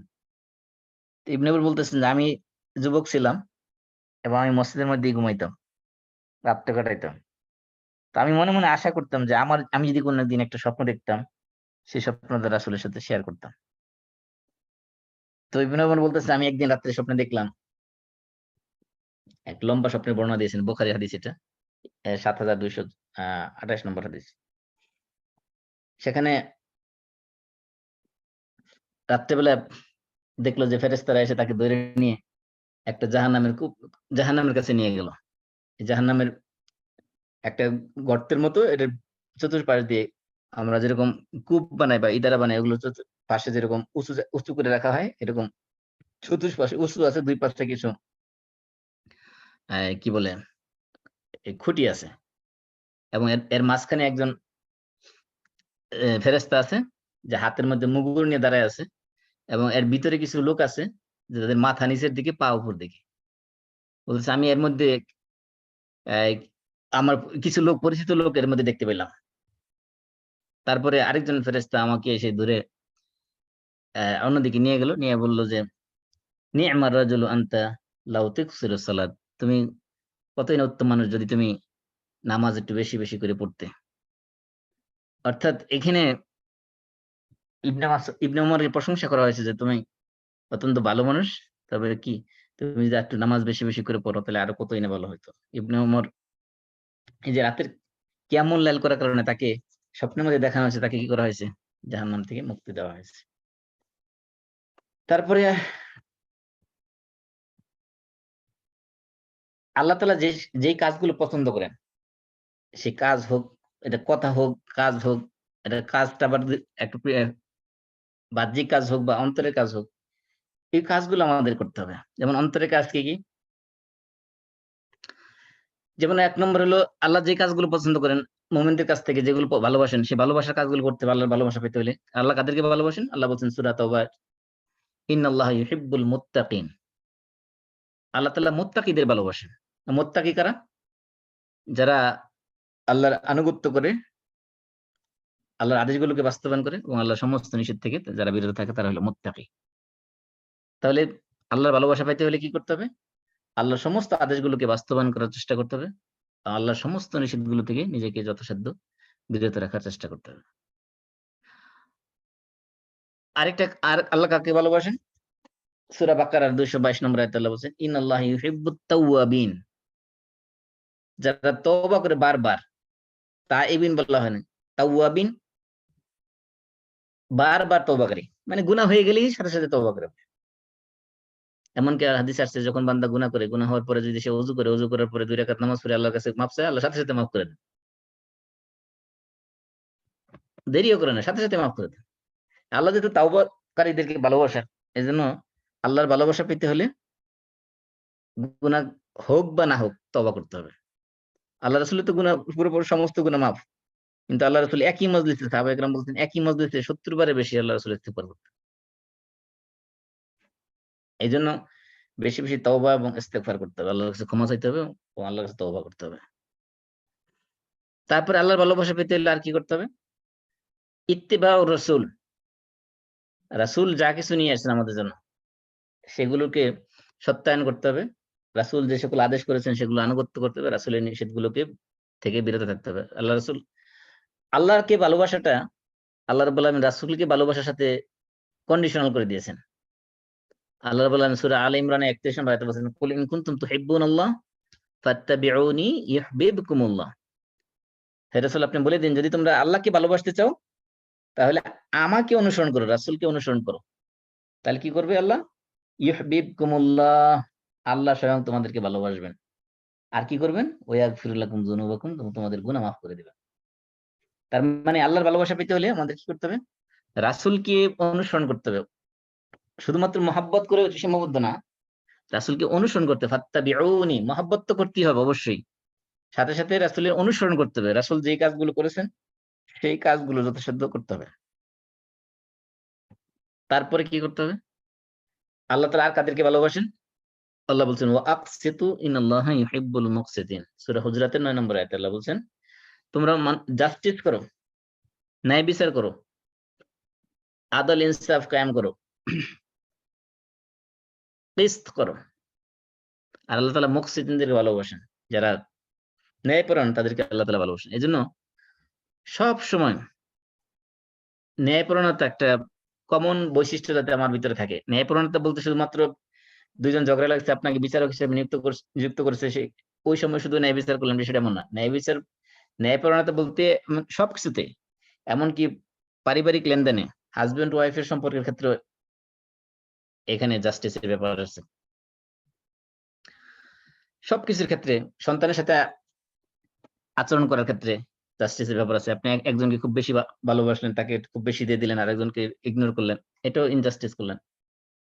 কারণ আল্লাহ রাসূল বলছেন ই'দিলু বাইনা আবনাইকুম ফিল আতা, তোমরা তোমাদের সন্তানদেরকে যখন কোনো গিফট দিবে সেই ক্ষেত্রেও তাদের সাথে ন্যায় বিচার করবে। একজনকে বেশি দিয়ে আরেকজন যাতে মনোক্ষুণ্ণ না হয় সেদিকে খেয়াল রাখতে হবে। এজন্য আল্লাহ তাআলা ন্যায়পরায়ণদেরকে ভালোবাসেন। এমনকি আল্লাহ রাসূল বলছেন ইন্না আহাব্বান নাসি ইলাল্লাহি ইয়াউমাল কিয়ামা ওয়া আদনাহুম মিনহু মাজলিসান ইমামুন আদিলুন। যে আল্লাহ রাব্বুল আলামিনের কাছে কিয়ামতের দিন সবচেয়ে প্রিয় মানুষ হবে সে, এবং আল্লাহ সবচেয়ে কাছে থাকবে সে যে হলো ইমামুন আদিলুন, ন্যায়পরায়ণ শাসক। এমনকি আমরা জানি যে 7 শ্রেণীর লোককে আল্লাহ রাব্বুল আলামিন কিয়ামতের দিন ভিভিআইপি মর্যাদা দিবেন, যাদেরকে আল্লাহ স্পেশাল আরশের নিচে ছায়া দান করবেন। এদের মধ্যে এক শ্রেণী হলো ইমামুন আদিলুন, ন্যায়পরায়ণ শাসক। এজন্য ন্যায়পরায়ণতা একটা গুণ, এটা অর্জন করতে হবে। আমি যে কোনো কাজই করি না কেন ইনসাফ করতে হবে এবং ন্যায়পরায়ণতার সাথে সেটা করতে হবে, যাতে কারো প্রতি কোনো ধরনের ইনজাস্টিস না হয় আমার আচরণের মাধ্যমে, আমার কথার মাধ্যমে। আল্লাহ এমনকি যখন আপনি কারো কাছ থেকে প্রতিশোধ নেবেন, এই প্রতিশোধ নেওয়ার ক্ষেত্রেও যাতে সীমা লঙ্ঘন না হয় সেদিকে আল্লাহ রাব্বুল আলামিন খেয়াল করতে বলছেন। তাহলে জাস্টিস করতে হবে। আর কি? আল্লাহ কাদেরকে ভালোবাসেন? ওয়াল্লাহু ইউহিব্বুল মুহসিনিন। সূরা আলে ইমরান 134 নম্বরে বলছে আল্লাহ মুহসিনদেরকে ভালোবাসেন। মুহসিন কারা? যারা ইহসান করেন মানুষের প্রতি। ইহসানের দুইটা অর্থ আছে। হাদিসে জিবরিলের মধ্যে ইহসানের সংজ্ঞা দেওয়া হয়েছে আনতা আবুদুল্লাহা কাআন্নাকা তারা ফা ইন লাম তাকুন তারাহু ফা ইন্নাহু ইয়ারাক। ইহসান হলো যে তুমি এমন ভাবে আল্লাহর ইবাদত করবে যে কাআন্নাকা তারাহ, যে তুমি আল্লাহকে দেখতেছো। ফা ইন লাম তাকুন তারাহ, যদি তুমি আল্লাহকে না দেখো ফা ইন্নাহু ইয়ারাক, তাহলে এই বিশ্বাসটা রাখো যে আল্লাহ তোমাকে দেখতেছেন। এটা হলো ইহসানের একটা লেভেল, একটা স্তর। আরেক ইহসান হলো যে মানুষের প্রতি সদয় হওয়া, মানুষের প্রতি দয়া করা। হ্যাঁ, আল্লাহ রাসূল বলছেন যে ইন্নাল্লাহা মুহসিনুন ইউহিব্বুল ইহসান। শাদ্দাদ ইবনে আওস থেকে বর্ণিত হাদিসে আল্লাহ রাসূল বলছেন যে আল্লাহ রাব্বুল আলামিন নিজে মুহসিন, তার সৃষ্টির প্রতি তিনি ইহসান করেন, দয়া করেন। আল্লাহ কম্প্যাশনেট। আল্লাহ তাআলা যারা ইহসান করে তার সৃষ্টির প্রতি তাদেরকে তিনি ভালোবাসেন। যেমন আমরা শুরুতে বলেছিলাম যে ওই কুকুরের উদাহরণ দিয়েছিলাম যে তৃষ্ণান্ত কুকুরকে পানি পান করুন। এমনকি আপনার আরেকটা কমন হাদিস আমরা জানি যে কিয়ামতের দিন আল্লাহ রাব্বুল আলামিন বলবেন যে বান্দা তুমি আমি অসুস্থ ছিলাম আমার সেবা করো নাই, আমি তৃষ্ণার্ত ছিলাম আমাকে পান করাও নাই, আমি ক্ষুধার্ত ছিলাম আমাকে খাওয়াও নাই। তখন মানুষ বলবে আল্লাহ আপনি তো হলেন সবকিছুর স্রষ্টা, আমরা আপনাকে কিভাবে সেবা করব, আমরা আপনাকে কিভাবে খাওয়াবো, আমরা আপনাকে কিভাবে পান করাবো? তখন আল্লাহ বলবেন যে আমার বান্দা অমুক তৃষ্ণার্ত ছিল, তাকে তুমি পানি পান করালে সেটা আমার কাছে পাইতে, তাকে আমার বান্দা ক্ষুধার্ত ছিল তাকে খাওয়াইলে তুমি পাইতে, আমার বান্দা অভুক্ত ছিল খাওয়াইতে, তৃষ্ণার্ত ছিল পানি পান করাইতে, অসুস্থ ছিল তাকে যদি দেখতে যাইতে, তাহলে সেগুলো আমাকে করা হতো। তার মানে কি আল্লাহর সৃষ্টিকে সেবা করার মানে হন আল্লাহকে সেবা করার সমতুল্য মর্যাদা দেওয়া হয়েছে। এই জন্য আল্লাহর সৃষ্টিকে ইহসান করা এটা একটা খুবই ভালো কাজ, যেটা আল্লাহ রাব্বুল আলামিন ভালোবাসেন। এমনকি কোনো কাজ করলে সে কাজটা যথাসাধ্য পারফেক্টলি করার চেষ্টা করা। আল্লাহ রাসূল বলছেন আয়েশা রাদিয়াল্লাহু আনহা থেকে হাদিস, ইন্নাল্লাহা ইউহিব্বু ইযা আমিলা আহাদুকুম আমালান আন ইউতকিনাহু, যে আল্লাহ রাব্বুল আলামিন তোমাদের কেউ যখন কোনো কাজ করে, কোনো আমল করে, সেই আমলটা যদি পারফেক্টলি করে আল্লাহ রাব্বুল আলামিন সেটা ভালোবাসেন। তাহলে এজন্য আমাদের যেই কাজই করি না, এমনকি ইবাদত করি, কোরআন তেলাওয়াত করি, যাই করি না কেন, দুনিয়াবি যে কোনো কাজ করি না কেন, এমনকি আমি যদি ওযু করি, জুতা পরি, জামা গায়ে দেই, একটা জিনিস ঘরের মধ্যে রাখতেছি, এই রাখাটার একটা সুন্দর করে রাখা, সব কাজ পারফেক্টলি করার চেষ্টা করা যথাসাধ্য। আপনি ওয়াশরুমে গেছেন, ইউজ করছেন ওয়াশরুম, ওয়াশরুমটা ইউজ করে আসার পরে এমন যাতে না হয় আরেকজন গেলে ভিতরে ঢুকলে সেখানে নাক ছিটকায়, বরং সেটাকে আপনার যথাসাধ্য ক্লিন করে রাখা, যে আরেকজন আসলে সেখানে কমফোর্ট ফিল করে, যে ভালোভাবে সেটা ইউজ করতে পারে। যেই কাজই করি না কেন আমরা, একেবারে তুচ্ছ থেকে শুরু করে অনেক বড় কাজ পর্যন্ত যে কোনো কাজই করি না কেন, সেই কাজটা যদি আমরা পারফেক্টলি করি যথাসাধ্য, আল্লাহ রাব্বুল আলামিন সেটা ভালোবাসেন। এজন্য আল্লাহর ভালোবাসা পেতে হলে কাজ করার সময় পারফেক্টলি করার চেষ্টা করতে হবে। এজন্য কোনো ইমানদার তার কাজ অগোছালো, তার গুরুম অগোছালো থাকতে পারে না, তার কাজ অগোছালো থাকতে পারে না। ইমানদার মানেই সে যে কোনো কাজ করবে সে পারফেক্টলি করার চেষ্টা করবে, যারা আল্লাহর ভালোবাসা পেতে চায়। তারপরে আল্লাহ কাদেরকে ভালোবাসেন? ওয়াল্লাহু ইউহিব্বুস সাবিরিন। সূরা আলে ইমরান 146 নম্বর আয়াতে আল্লাহ বলছেন ওয়াল্লাহু ইউহিব্বুস সাবিরিন, আল্লাহ তাআলা ধৈর্যশীলদেরকে ভালোবাসেন। ধৈর্য আবার 3 ধরনের হতে পারে: সবরু আলা তাআ, সবরু আলাল মাসিয়া, সবরু আলা কাদারিল্লাহ। সবর হলো আল্লাহর আনুগত্যের ক্ষেত্রে সবর করা। আল্লাহর আনুগত্যের ক্ষেত্রে সবর করা মানে কি? যেমন মনে করেন ফজরের সময় আপনার প্রচন্ড আরামের ঘুম হয়েছে, অথবা আসরের সময় আগে দিয়ে একটু শুয়েছিলেন, দুপুরে লাঞ্চ করে একটু কাইলুলা করতে শুয়েছিলেন, ঘুম এসে গেছে, একেবারে আসর পর্যন্ত চলে গেছে। এখন এই ঘুম থেকে উঠে নামাজ পড়তে মন চাচ্ছে না, কিন্তু আল্লাহকে ভালোবাসি, এই ভালোবাসার তাগাদার কারণে যদি আমি ওই সময় বিছানা ছেড়ে দিয়ে ঝেড়ে ফেলে দিয়ে উঠে আল্লাহর জন্য নামাজ পড়ি, আল্লাহ খুশি হয়ে যাবেন, আল্লাহ তাআলা ভালোবাসবে না? কারণ আল্লাহ বলছেন ধৈর্যশীলদের ভালোবাসেন। তারপরে আল্লাহ যে সকল হারাম জিনিস, যে সকল কাজ আল্লাহ হারাম করেছেন, আমি যদি আল্লাহকে ভালোবাসার কারণে ওই হারাম থেকে নিজেকে বিরত রাখি, তাহলে সেটা আল্লাহ ভালোবাসেন। আল্লাহ যদি আমার জন্য কোনো বালা মুসিবত, কোনো কষ্ট লিখে থাকেন, সেই কষ্টকে আল্লাহর নির্ধারিত তাকদীর হিসেবে আল্লাহ আমার জন্য লিখে রাখছেন তাকদীরে, সেই কারণে এই কষ্ট আসছে। এই জন্য এটা এই ধৈর্যের সাথে মোকাবেলা করা, ধৈর্যের সাথে সেটাকে সবর এখতিয়ার করা, তাহলে আল্লাহ কি করবেন? আল্লাহ ভালোবাসবেন। তাহলে সব ধরনের ধৈর্যশীল দিকে আল্লাহ কি করবেন? আল্লাহ বলছেন ইন্নামা ইউওয়াফাস সাবিরুনা আজরাহুম বিগাইরি হিসাব। আল্লাহ সূরা জুমারের 10 নম্বর আয়াতে বলছেন যে যারা ধৈর্য ধারণ করবে তাদের প্রতিদিন আল্লাহ তাআলা দিবেন তো পরিপূর্ণ দিবেন, এবং বিগাইরি হিসাব দিবেন। কত পরিমাণ পুরস্কার দিবেন তার কোনো হিসাব নেই, বিগাইরি হিসাব। তাহলে আমাদের আল্লাহর ভালোবাসা পেতে হলে ধৈর্য ধারণ করতে হবে, প্রচন্ড ধৈর্যের অধিকারী হতে হবে। তারপরে কি? আল্লাহ আর কাদেরকে ভালোবাসেন? ইন্নাল্লাহা ইউহিব্বুল মুতাওয়াক্কিলিন, যারা আল্লাহর উপর তাওয়াক্কুল করে আল্লাহ রাব্বুল আলামিন তাদেরকে ভালোবাসেন। তাওয়াক্কুল করবো কিসের উপরে? তাওয়াক্কুল মানে তাওয়াকুল না, তাওয়াক্কুল করতে হবে আমার পক্ষ থেকে যতটুকু সাধ্য আছে, আমার সর্বোচ্চ চেষ্টা করার পরে রেজাল্ট পাওয়ার জন্য আল্লাহর কাছে তাওয়াক্কুল করতে হবে। তাওয়াক্কুল মানে এই না যে মনে করেন আপনি সারা বছর পড়াশোনা করলেন না, পরীক্ষায় ভালো লিখলেন না, আল্লাহর কাছে দোয়া করলেন আল্লাহ তুমি আমার একটা গোল্ডেন এ প্লাস দিয়ে দাও, এটার নাম তাওয়াক্কুল না। তাওয়াক্কুল হলো আপনি একটা ছাত্র, সে নিয়মিত পড়াশোনা করবে, সে তার সর্বোচ্চ শ্রম মেধা সে খরচ করবে, খরচ করার পরে সে আল্লাহ রাব্বুল আলামিনের কাছে আলটিমেট রেজাল্টটা যাতে ভালো হয় সেই কারণে আল্লাহর উপর বাকিটা ছেড়ে দেবে। কারণ আমরা যে তাওয়াক্কুল হাদিস পড়ি যে আল্লাহ রাসূল বলছেন যে তোমরা আল্লাহর প্রতি সঠিকভাবে তাওয়াক্কুল করতে, হাক্কা তাওয়াক্কুলিন, তাহলে কি করতে? রুজিকতুম কামা ইউরজাকুত তাইর, পাখি যেরকম আহার পায় সেরকম তোমাদেরকেও রিজিকের ব্যবস্থা করে দেওয়া হয়তো। পাখি কি করে? যে ইয়াকদু খিমাসান ওয়া ইয়াউদু বিতানান, সকালবেলা খালি পেটে বাসা থেকে বেরিয়ে যায়, সন্ধ্যাবেলা কি আসে? ভরা পেটে বাসায় ফিরে আসে। এখানে দেখেন পাখি কিন্তু ঘরে বসে থেকে তাওয়াক্কুল করে নাই। পাখি কি করেছে? সকালবেলা বেরিয়ে গেছে রিজিকের সন্ধানে, তারপরে সন্ধ্যাবেলা আল্লাহ তাআলা তার ভরা পেটে বাসায় পাঠিয়ে দিয়েছে। এজন্য তাওয়াক্কুল মানে হলো যে নিজের পক্ষ থেকে যথাসাধ্য চেষ্টা করা, তারপরে বাকিটা আল্লাহর উপর ছেড়ে দাও। আল্লাহ তাআলা কাদেরকে পছন্দ করেন? ইন্নাল্লাহা ইউহিব্বুত তাওয়াবিন ওয়া ইউহিব্বুল মুতাতাহহিরিন। মুতাতাহহিরিন যারা পবিত্রতা অর্জনকারী তাদেরকে আল্লাহ পছন্দ করেন। পবিত্রতা 2 ধরনের আমরা জানি, একটা হলো হিসিয়া, একটা মানাউইয়া। একটা হলো ফিজিক্যাল ফিলদিনেস বা অপবিত্রতা যেগুলো আছে, যেমন জামা কাপড়, শরীর, এগুলো সবসময় পাক পবিত্র রাখা, বিশেষ করে চেষ্টা করে সার্বক্ষণিক অজু অবস্থায় থাকার চেষ্টা করা। এটা একটা বড় ফজিলতের আমল, যে সার্বক্ষণিক অজু অবস্থায় অজু ছুটে গেলেই সাথে সাথে কি করে নেওয়া, আবার অজু করে নেওয়া, অজুর পানি না থাকলে কমপক্ষে তায়াম্মুম করে নেওয়া। এই জন্য সর্বত্র পবিত্র অবস্থায় থাকতে পারা, এটা একটা বিশাল একটা গুণ, মহৎ গুণ, যেটা কারণে আল্লাহ রাসূল মেরাজের মধ্যে বিলাল রাদিয়াল্লাহু তাআলা আনহু জুতার আওয়াজ শুনতে পেয়েছিলেন শুধুমাত্র এই একটা আমলের কারণে, সবসময় পবিত্র অবস্থায় থাকার কারণে। আর মানে আরেকটা পবিত্র হলো যে অন্তরকে পবিত্র রাখা, অন্তরের মধ্যে কোনো ধরনের হিংসা, বিদ্বেষ, মানুষের প্রতি ক্ষোভ, মানুষের প্রতি ঘৃণা, অন্তরকে পবিত্র রাখা। একটা হলো বাহ্যিক পবিত্রতা, জামা কাপড় পবিত্র রাখা, শরীর পাক রাখা। আর একটা হলো আভ্যন্তরীণ পবিত্র, অন্তরকে শিরক থেকে, রিয়া থেকে, তারপরে লৌকিকতা থেকে, গীবত থেকে, মিথ্যা কথা থেকে, চগলখড়ি থেকে, সবকিছু থেকে অন্তরকে পবিত্র রাখা। এই পবিত্রতা যারা অর্জন করবে, দুই ধরনের পবিত্রতা, বাহ্যিক পবিত্রতা এবং আভ্যন্তরীণ পবিত্রতা, তাদেরকে আল্লাহ রাব্বুল আলামিন ভালোবাসেন। সুতরাং আল্লাহর ভালোবাসা পেতে হলে আমাদের কি করতে হবে?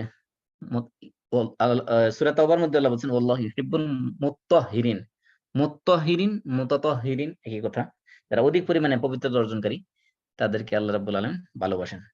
এমনকি আল্লাহ তাআলা আল্লাহ রাসূলের উপর যে কোরআনের প্রাথমিক যে সকল ওহী নাযিল করেছেন, এর মধ্যে ছিল ইয়া আইয়ুহাল মুদ্দাসসির কুম ফাআনযির ওয়া রাব্বাকা ফাকাব্বির ওয়া সিয়াবাকা ফাতাহহির ওয়া রুজজা ফাহাজুর। একেবারে প্রাথমিক পর্যায়ের ওহী, সূরা আলাকের প্রথম ৫ আয়াত নাযিল হওয়ার পরে পরবর্তীতে যে আয়াতগুলো নাযিল হয়েছে সেগুলোই, যে সেখানে মুদ্দাসসিরের বলা হয়েছে যে ওয়া রাব্বাকা ফাকাব্বির, আপনি রবের শ্রেষ্ঠত্ব ঘোষণা করুন, ওয়া সিয়াবাকা ফাতাহহির, আর আপনার পোশাক পবিত্র রাখুন, পবিত্র করুন, এবং শিরিক থেকে সমস্ত রুজজা ফাহাজুর মানে সমস্ত শিরকি থেকে আপনি নিজেকে দূরে রাখুন। এজন্য আমাদের আল্লাহর ভালোবাসা পেতে হলে বাহ্যিক পবিত্রতা এবং আভ্যন্তরীণ পবিত্রতা দুইটার উপর গুরুত্ব দিতে হবে। আল্লাহ আর কাদেরকে ভালোবাসেন? আল্লাহ ভালোবাসেন ইন্নাল্লাহা ইউহিব্বুল্লাযীনা ইউকাতিলুনা ফি সাবিলিহি সাফফান কাআন্নাহুম বুনিয়ানুম মারসুস। যে সীসাডালা প্রাচীরের ন্যায় এরকম সারিবদ্ধ যারা আল্লাহর রাস্তায় সংগ্রাম করে, জিহাদ করে, কিতাল করে, তাদেরকে আল্লাহ রাব্বুল আলামিন ভালোবাসেন। এখন যেহেতু আমাদের কিতাল করার সুযোগ নেই, মনের মধ্যে কম আশা থাকতে হবে, যদি আল্লাহ তাআলা কখনো আল্লাহ রাস্তায় যুদ্ধ করার সুযোগ দেন, তাহলে আমরা এরকম সীসাডালা প্রাচীরের ন্যায় যুদ্ধ করবো। কমপক্ষে মনের ভিতরে এই তামান্না, আকাঙ্ক্ষা রাখতে হবে। তারপরে আর কি বৈশিষ্ট্য অর্জন করতে হবে? আল্লাহ রাসূল আল্লাহ তাআলা বলতেছেন কোরআনের মধ্যে সূরা মাইদার ৫৪ নম্বর আয়াতে, ইয়া আইয়ুহাল্লাযীনা আমানু মান ইয়ারতাদ্দা মিনকুম আন দীনিহি, তোমাদের মধ্যে কেউ যদি তার দিন থেকে ফিরে যায়, তাহলে তার জানা উচিত ফাসাউফা ইয়াতিল্লাহু বিকওমিন ইউহিব্বুহুম ওয়া ইউহিব্বুনাহু, তাহলে আল্লাহ তাআলা তোমাদের পরিবর্তে আর একটা জাতি নিয়ে আসবেন, যে জাতিকে আল্লাহ তাআলা ভালোবাসবেন এবং ওরাও কি করবে? ওই কওমকে কওমের লোকেরাও আল্লাহকে ভালোবাসবে। তাদের বৈশিষ্ট্য কি হবে? আযিল্লাতিন আলাল মুমিনিন, তারা মুমিনদের প্রতি হবে খুবই দয়ালু, খুবই নরম। আইজ্জাতিন আলাল কাফিরিন, আর কাফেরদের ব্যাপারে হবে খুবই শক্ত। ইউজাহিদুনা ফি সাবিলিল্লাহ, যারা আল্লাহর রাস্তায় সংগ্রাম করবে, ওয়ালা ইয়াখাফুনা লাওমাতা লাইম, কোন বৎসনাকারীর বৎসনাকে তারা ভয় করবে না। যালিকা ফাদলুল্লাহি ইউতিহি মান ইয়াশা আল্লাহু ওয়াসিউন আলিম। তাহলে এখানে আরেকটা বৈশিষ্ট্য হলো যে আল্লাহর ভালোবাসা পেতে হলে এমন মানুষ হতে হবে যারা কি করবে? যারা ঈমানদারদের সাথে খুবই নরম দিল হবে এবং কাফেরদের বিরুদ্ধে হবে। যখন কাফের বলতে এখানে যারা মুহারিব, যারা মুসলমানদের বিরুদ্ধে যুদ্ধে লিপ্ত, সেই ধরনের কাফের, তাদের ব্যাপারে হবে কি? আইজ্জা মানে খুবই কঠোর। তারা যখন আল্লাহর রাস্তায় যুদ্ধ করবে, তারা আল্লাহর রাস্তায় যুদ্ধ করবে আর কি করবে না? কোনো ধরনের তিরস্কার, কোনো বৎসনাকে তারা পরোয়া করবে না। তাহলে আল্লাহর ভালোবাসা পেতে হলে এরকম গুণ অর্জন করতে হবে। হাদিসের মধ্যে আসছে যে সহিহ মুসলিম হাদিস, যে ইন্নাল্লাহা ইউহিব্বুল আবদাত তাকি আল গানি আল খাফি, আল্লাহ রাব্বুল আলামিন ভালোবাসেন এমন বান্দাকে যে হলো তাকি মানে তাকওয়া অর্জনকারী, যার ভিতরে অন্তরের মধ্যে তাকওয়া আছে, ওয়াল গানি, এবং যার গিনার নাফস, অন্তরের মধ্যে যার লোভ লালসা নেই, অন্তরের মধ্যে ঘৃণা আছে, মানে কি সে অন্তরের দিক থেকে সে রিচ, তার মধ্যে কোনো অভাব তার ভিতরে অন্তরের মধ্যে ফিল নেই, অর্থাৎ সে গিনার নাফস হলো এমন একটা জিনিস যার যদি তার কারো অন্তরের ভিতরে যদি রিচনেস না আসে, কোটি কোটি সম্পদের মালিক হওয়ার পরেও তার ভিতরে অভাব অভাব অনটন থেকে যাবে অন্তরের মধ্যে। যেন গিনার নাফস একটা গুরুত্বপূর্ণ বিষয়। তা আল্লাহ কাদেরকে ভালোবাসেন? যারা তাকওয়া অর্জন করে এবং যারা গানি, অর্থাৎ যার অন্তরের মধ্যে আহ এটা বাংলা আমরা কি বলবো, এটা গিনার নাফস, গিনা আছে, যার গিনা আছে মানে তার অন্তরের মধ্যে আর চাহিদা নেই। ওই যে আর অল্পে তুষ্টি। অল্প তুষ্টি, হ্যাঁ চমৎকার শব্দ, অল্পতে তুষ্ট তুষ্ট থাকা যেটা।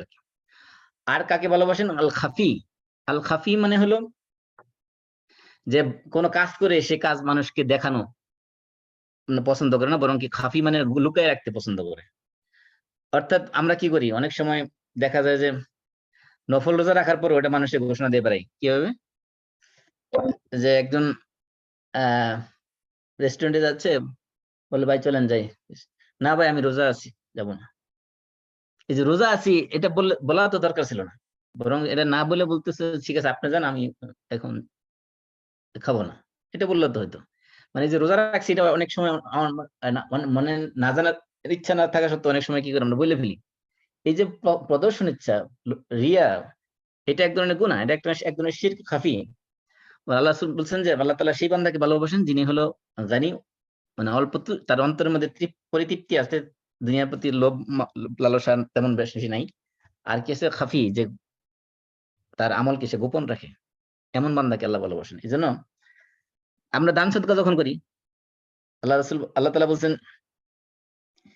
ইন তুবদু সাদাকাতি ফানি'ম্মা হি, তোমরা যদি প্রকাশ্যে দান করো সেটাও ভালো, ওয়া ইন তুখফুহা ওয়া তু'তুল ফুকারা ফাহুয়া খায়রুল লাকুম, আর যদি তোমরা সেটা গোপনে দাও, গরিব মিসকিনকে দাও, তাহলে সেটা তোমাদের জন্য কল্যাণকর।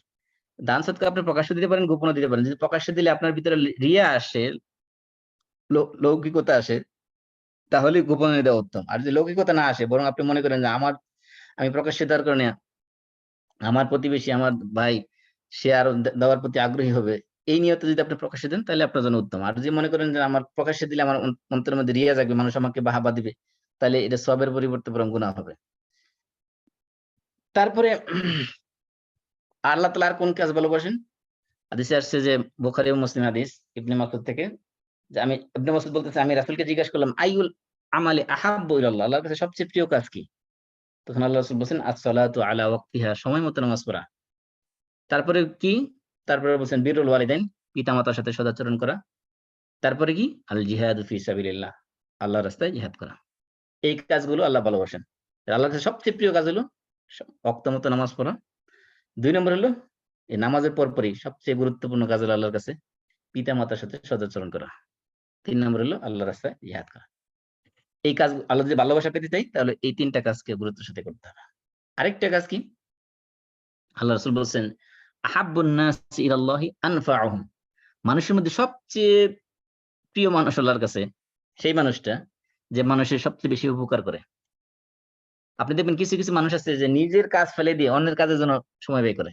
তাদের জীবনের দিকে খেয়াল রাখবেন, তাদের কখনো আল্লাহ রাব্বুল আলামিন কোনো ট্রাবলের মধ্যে, বড় ধরনের কোনো সমস্যার মধ্যে ফেলবেন না, তাদের সবকিছু আল্লাহ তাআলা সহজ করে দেবেন। এরকম উদার মানুষ যারা আছে দেখবেন যে অনেক মানুষ আছে দেখবেন যে নিজের প্রয়োজন আছে, নিজের প্রয়োজনের চেয়ে অন্যের প্রয়োজনকে বেশি গুরুত্ব দিয়ে কাজ করে, এমন মানসিকতা সম্পন্ন লোক আছে সমাজের মধ্যে। তাদের অবস্থা দেখবেন যে আল্লাহ তাআলা সবসময় তাদেরকে সুখে রাখেন এবং তাদের সমস্যার সমাধান আল্লাহ নিজেই করে দেন। কারণ আল্লাহ রাসূল বলছেন, হাদিসের মধ্যে আছে যে ওয়াল্লাহু ফি আউনিল আবদি মা কানাল আবদু ফি আউনি আখিহি, যে কোনো বান্দা যখন তার কোনো অন্য মুসলিম ভাইকে সাহায্য করার জন্য এগিয়ে আসে, আল্লাহ স্বয়ং তার সাহায্যের জন্য প্রস্তুত থাকেন, তার সাহায্য করেন। আল্লাহ যদি সাহায্য করেন তাহলে আর কোনো সাহায্যের দরকার আছে? আপনি যদি নিজের কাজ ফেলে দিয়েও আরেকজনের কাজে সাহায্য করতে চান, আল্লাহ রাব্বুল আলামিন ওই মুহূর্তে আপনার কাজকে গুছিয়ে দিবেন। তারপরে হলো আল্লাহর মহব্বত পেতে হলে আর কি করতে হবে? মাহব্বুল আনসার, আনসারদের প্রতি মহব্বত রাখতে হবে। আল্লাহ রাসূল বলছেন আল আনসার লা ইউহিব্বুহুম ইল্লা মুমিনুন ওয়া লা ইয়াবগিদুহুম ইল্লা মুনাফিকুন ফামান আহাব্বাহুম আহাব্বাহুল্লাহ। বুখারী এবং মুসলিম হাদিস। যে ব্যক্তি আনসারদেরকে মহব্বত করে, মান আহাব্বাহুম আহাব্বাহুল্লাহ, আল্লাহ রাব্বুল আলামিন তাদেরকে মহব্বত করেন, তাদেরকে আল্লাহ ভালোবাসেন। আনসার সাহাবী যারা, তারা এখন তো জীবিত নাই, কিন্তু আমাদের অন্তরের মধ্যে কমপক্ষে কি করতে হবে? তাদের প্রতি মহব্বত রাখতে হবে, কারণ তারা মুহাজিরদেরকে আশ্রয় দিয়েছে, তাদের সম্পদ তাদের সবকিছু স্যাক্রিফাইস করেছে এই মুহাজিরদেরকে আশ্রয় দেওয়ার জন্য। এজন্য তাদের প্রতি অন্তরে মহব্বত রাখতে হবে। তারপরে হলো ঈমানকে মজবুত করলে আল্লাহ রাব্বুল আলামিন সেটা ভালোবাসেন। আল্লাহ রাসূল বলছেন, আল মুমিনাল কাওয়ি খায়রুন ওয়া হাব্বু ইলাল্লাহি মিনাল মুমিনাদ দাঈফ। এখানে কাওয়ি মানে শক্তিশালী। শক্তিশালী মুমিন দুর্বল মুমিনের চেয়ে আল্লাহ রাব্বুল আলামিনের কাছে অধিক প্রিয়, অধিক পছন্দের, অধিক ভালোবাসার। তাহলে দুর্বল ইমানদার হতে পারে অথবা ফিজিক্যালি দুর্বল হতে পারে। এজন্য একজন ইমানদার সে ইমানের দিক থেকে যেরকম মজবুত হবে, তার ফিজিক্যাল দিক থেকেও মজবুত হতে হবে। এজন্য আপনি প্রয়োজনে ফিজিক্যাল এক্সারসাইজ করতে পারেন, খাওয়া দাওয়া ঠিক মতো করতে পারেন, সবকিছু। তাহলে ফিজিক্যালি ফিট থাকা এটাই ইমানের দাবি। এখানে ইমান যেরকম মজবুত রাখতে হবে, শারীরিক দিক থেকেও মজবুত থাকতে হবে। এদেরকে আল্লাহ রাব্বুল আলামিন ভালোবাসেন। আল্লাহর ভালোবাসা পেতে হলে ইমান মজবুত রাখতে হবে, প্লাস শারীরিক গঠনও মজবুত রাখতে হবে। আরেকটা কি, আল্লাহ রাব্বুল আলামিনের সবচেয়ে প্রিয় কাজ হলো মা তাকাররাবা ইলাইয়া আবদি বিশাইইন আহাব্বা ইলাইয়া মিম্মা ইফতারাতুহু আলাইহি। আল্লাহর কাছে সবচেয়ে পছন্দের প্রিয় কাজ হলো আল্লাহর ফরজ ইবাদতগুলো। এরপরে হলো ওমা ইয়াজালু আবদি ইয়াতাকাররাবু ইলাইয়া বিন-নওয়াফিল হাত্তা উহিব্বাহ।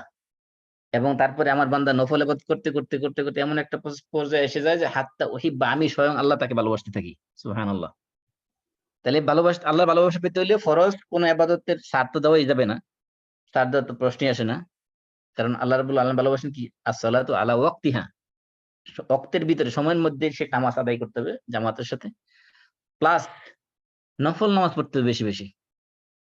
ওমা ইয়াজালু আবদি ইয়াতাকাররাবু ইলাইয়া বিন-নওয়াফিল হাত্তা উহিব্বাহ, যে আমার বান্দা নফল নামাজ পড়তে পড়তে এমন একটা অবস্থায় পৌঁছে যায় যে আমি আল্লাহ স্বয়ং তাকে ভালোবাসতে থাকি। আপনি আল্লাহ কি ভালোবাসবেন কি? আল্লাহ স্বয়ং আপনাকে উল্টা ভালোবাসবে। শুধুমাত্র একটা কাজ করলে, সেটা কি? ফরজ ইবাদত ছাড়া যাবে না, প্লাস নফল ইবাদত বেশি বেশি করতে হবে। তারপরে আল্লাহ আর কি ভালোবাসেন? আল্লাহ ভালোবাসেন ইন্নাল্লাহা ইযা আনআমা আলা আবদি নি'মাতান ইউহিব্বু আন ইয়ারা আসারান নি'মাতি আলাইহি ওয়া ইউহিব্বুল আফিফাল মুতাআফফিফ। আল্লাহ রাব্বুল আলামিন যখন কোন বান্দাকে নিয়ামত দেন, সেই নিয়ামতের বহিঃপ্রকাশ দেখতে তিনি ভালোবাসেন।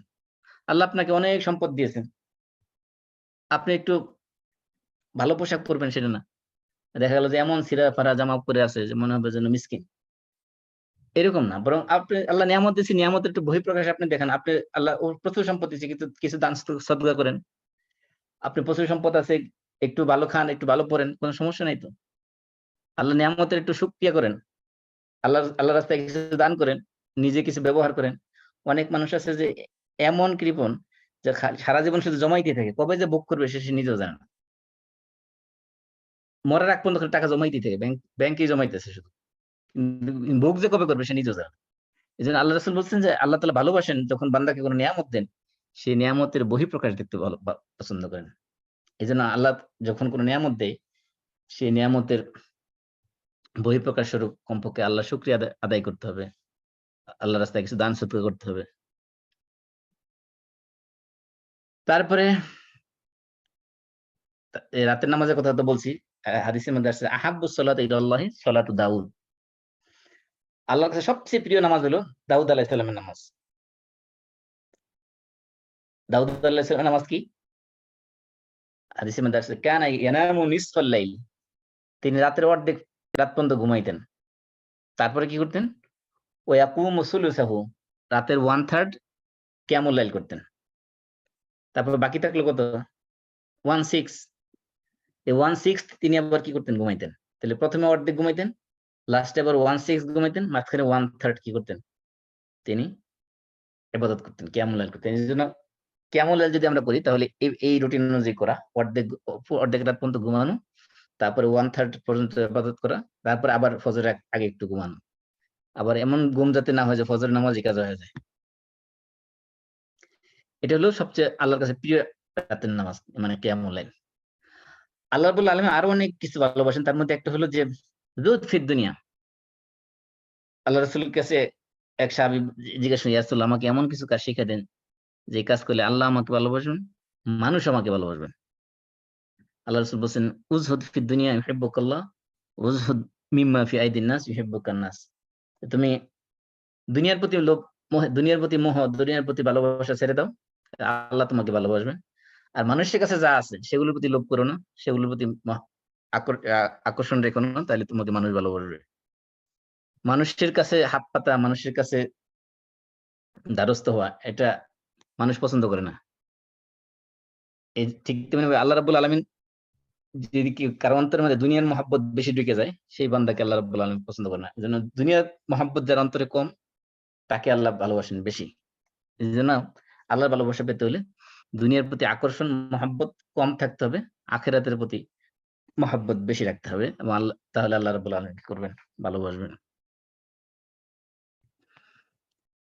তারপরে আল্লাহ তাআলা ভালোবাসেন আল্লাহ যদি কোনো কাজের মধ্যে রুখসত দিয়ে থাকেন, সুযোগ দিয়ে থাকেন, সেই রুখসতটা গ্রহণ করা। মুসনাদে আহমদের হাদিসে আছে, ইন্নাল্লাহা ইউহিব্বু আন তু'তিয়া রুখাসাহু কামা ইয়াকরাহু আন তু'তিয়া মা'সিয়াতাহু। আল্লাহ রাব্বুল আলামিন তার নাফরমানি কাজ যেরকম অপছন্দ করেন, ঠিক তেমনি আল্লাহ ভালোবাসেন আল্লাহ যদি কোনো রুখসত দেন, সেই রুখসতকে গ্রহণ করলে আল্লাহ ভালোবাসেন। রুখসতকে গ্রহণ করেন মানে কি? যেমন মনে করেন আপনি সফরে আছেন, সফর অবস্থায় কসর করা, এটা একটা রুখসত শরীয়তে দেওয়া হয়েছে। এখন আপনি যদি মনে করেন না, আমি 4 রাকাত নামাজ বাদ দিয়ে কেন 2 রাকাত পড়বো, আমার তো শক্তি আছে, আমি 4 রাকাতই পড়বো, তার মানে কি আপনি আল্লাহর রুখসত গ্রহণ করলেন না? আল্লাহ রাসূল বলছেন আল্লাহ তাআলা পছন্দ করেন এটা। আল্লাহ যদি কখনো রুখসত দেন, সেই রুখসতকে গ্রহণ করলে আল্লাহ সেটা ভালোবাসেন। তারপরে আল্লাহর ভালোবাসা পেতে হলে আল্লাহর ওয়াস্তে, আল্লাহর সন্তুষ্টির জন্য মানুষকে ভালোবাসতে হবে। আল্লাহ রাসূল বলছেন, আল্লাহ তাআলা বলেন, মানে কি হাদিসে কুদসি, ওয়াজাবাত মাহাব্বাতি লিল মুতাহাব্বিনা ফিয়া ওয়াল মুতাজালিসিনা ফিয়া ওয়াল মুতাযাবিরিনা ফিয়া। আল্লাহ রাসূল বলছেন, আল্লাহ তাআলা বলতেছেন যে হাদিসে কুদসি আল্লাহ স্বয়ং বলতেছেন যে আমার মহব্বত ওয়াজিব হয়ে গেছে, আবশ্যক হয়ে গেছে ওই ব্যক্তির জন্য যারা কি করে, মুতাহাব্বিনা ফিয়া, আমি আল্লাহর জন্য তারা যারা একে অপরকে ভালোবাসে। অর্থাৎ হুব্বু ফিল্লাহ, যারা এক দিনী ভাই আরেক দিনী ভাইকে, এক দিনী বোন আরেক দিনী বোনকে আল্লাহর সন্তুষ্টির জন্য যারা একে অন্যের প্রতি মহব্বত রাখে, তাদেরকে মহব্বত করে আল্লাহর জন্য ওয়াজিব হয়ে যায়। ওয়াল মুতাজালিসিনা ফিয়া, আমার সন্তুষ্টির জন্য যারা বিভিন্ন জায়গায় বসে, মাজলিস করে, বিভিন্ন হালাকা করে, বিভিন্ন জায়গায় বসে, তাদের জন্য তাদেরকে মহব্বত করে আমার জন্য আবশ্যক হয়ে যায়। ওয়াল মুতাজাবিরিনা ফিয়া, একে অন্যকে ভিজিট করতে যায়। একজন ভাই একজন বোন, একজন বোনের সাথে, একজন ভাই আরেকজন ভাইয়ের সাথে মুসলিম হিসেবে একজন আরেকজনের সাথে সাক্ষাৎ করতে যায় শুধুমাত্র আল্লাহ সন্তুষ্টির উদ্দেশ্যে, তাদেরকে ভালোবাসা আল্লাহ বলছেন আমার জন্য ওয়াজিব হয়ে যায়। হাদিসে আসছে, যে মুসলিমের হাদিসে আবু হুরায়রা রাদিয়াল্লাহু তাআলা বলেন যে এক লোক তার একদিনই ভাইকে ভিজিট করার জন্য পাশের এক গ্রামে গেল। আল্লাহ রাব্বুল আলামিন ওই লোকের সাথে সাক্ষাৎ করার জন্য একজন ফেরেশতা পাঠিয়ে দিলেন। মানুষের সুরত দিলে ফেরেশতা রাস্তায় তার সাথে সাক্ষাৎ করলো। ফেরেশতা এসে জিজ্ঞেস করছে, আইনা তুরি, তুমি কোথায় যাচ্ছ? বলে, উরিদু আখান লি ফি হাযিল কারিয়া, আমি এই গ্রামে আমার এক দিনী ভাই আছে, তার সাথে সাক্ষাৎ করতে যাচ্ছি। তো ফেরেশতা জিজ্ঞেস করতেছেন, সে তো বুঝে নেই ফেরেশতা যে মানুষের সুরত দিলে আসছে। হাল্লাকা আলাইহি মিন নি'মাতুন তারুব্বুহা, সে কি তোমাকে কোনো অনুগ্রহ করেছিল কোনো সময় যেটা বিনিময় তুমি দিতে যাচ্ছ? ক্বালা লা গায়রা আন্নী আহবাবতুহু ফিল্লাহি আযজা ওয়া জাল্লা, না তেমন কিছু না, কিন্তু আমি তাকে আল্লাহর জন্য, শুধুমাত্র কেবল আল্লাহর সন্তুষ্টির উদ্দেশ্যে তাকে ভালোবাসি, সেজন্য তার সাথে ভিজিট করতে যাচ্ছি। তখন ফেরেশতা বললেন, ফাইন্নী রাসূলুল্লাহি ইলাইক, আমি আল্লাহ রাব্বুল আলামিনের পক্ষ থেকে আল্লাহর দূত, মানে ফেরেশতা হিসেবে তোমার কাছে আসছি। আল্লাহ তাআলা এই কথা তোমাকে পৌঁছে দেওয়ার জন্য আমাকে পাঠিয়েছেন, যে বিআন্নাল্লাহা কাদ আহাব্বাকা কামা আহবাবতাহু ফীহি, তুমি যেমনি ভাবে আল্লাহর সন্তুষ্টির জন্য তোমার ওই দিনী ভাইকে তুমি ভালোবাসিছো, আল্লাহ রাব্বুল আলামিন স্বয়ং তোমাকে ভালোবাসেন। এই সংবাদ দেওয়ার জন্য আমি আল্লাহর পক্ষ থেকে ফেরেশতা হিসেবে প্রেরিত হয়েছি।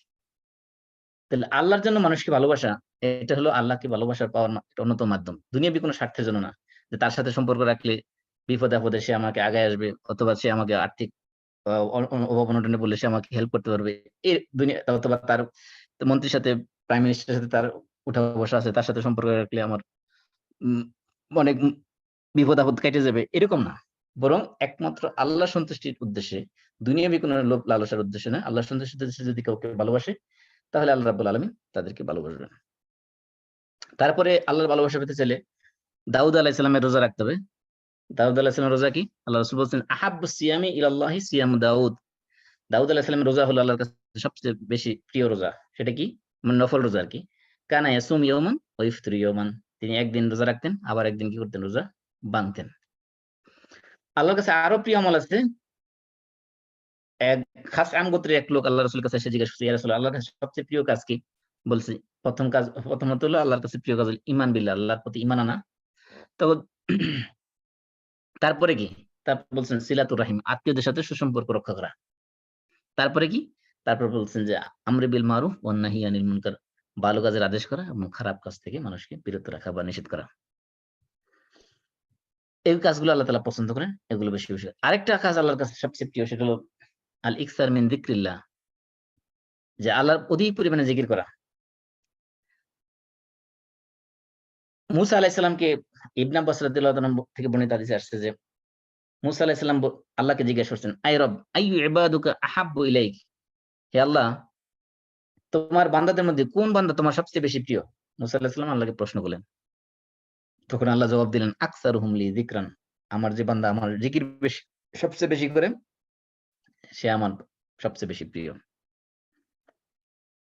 মুআয ইবনে জাবাল রাদিয়াল্লাহু তাআলা থেকে বর্ণিত আরেক হাদিসে আসছে, তিনি যে আমি রাসূলকে জিজ্ঞাসা করলাম, আমালি আহাব্বু ইলাল্লাহ, আল্লাহ রাব্বুল আলামিনের কাছে সবচেয়ে প্রিয় আমল কোনটা?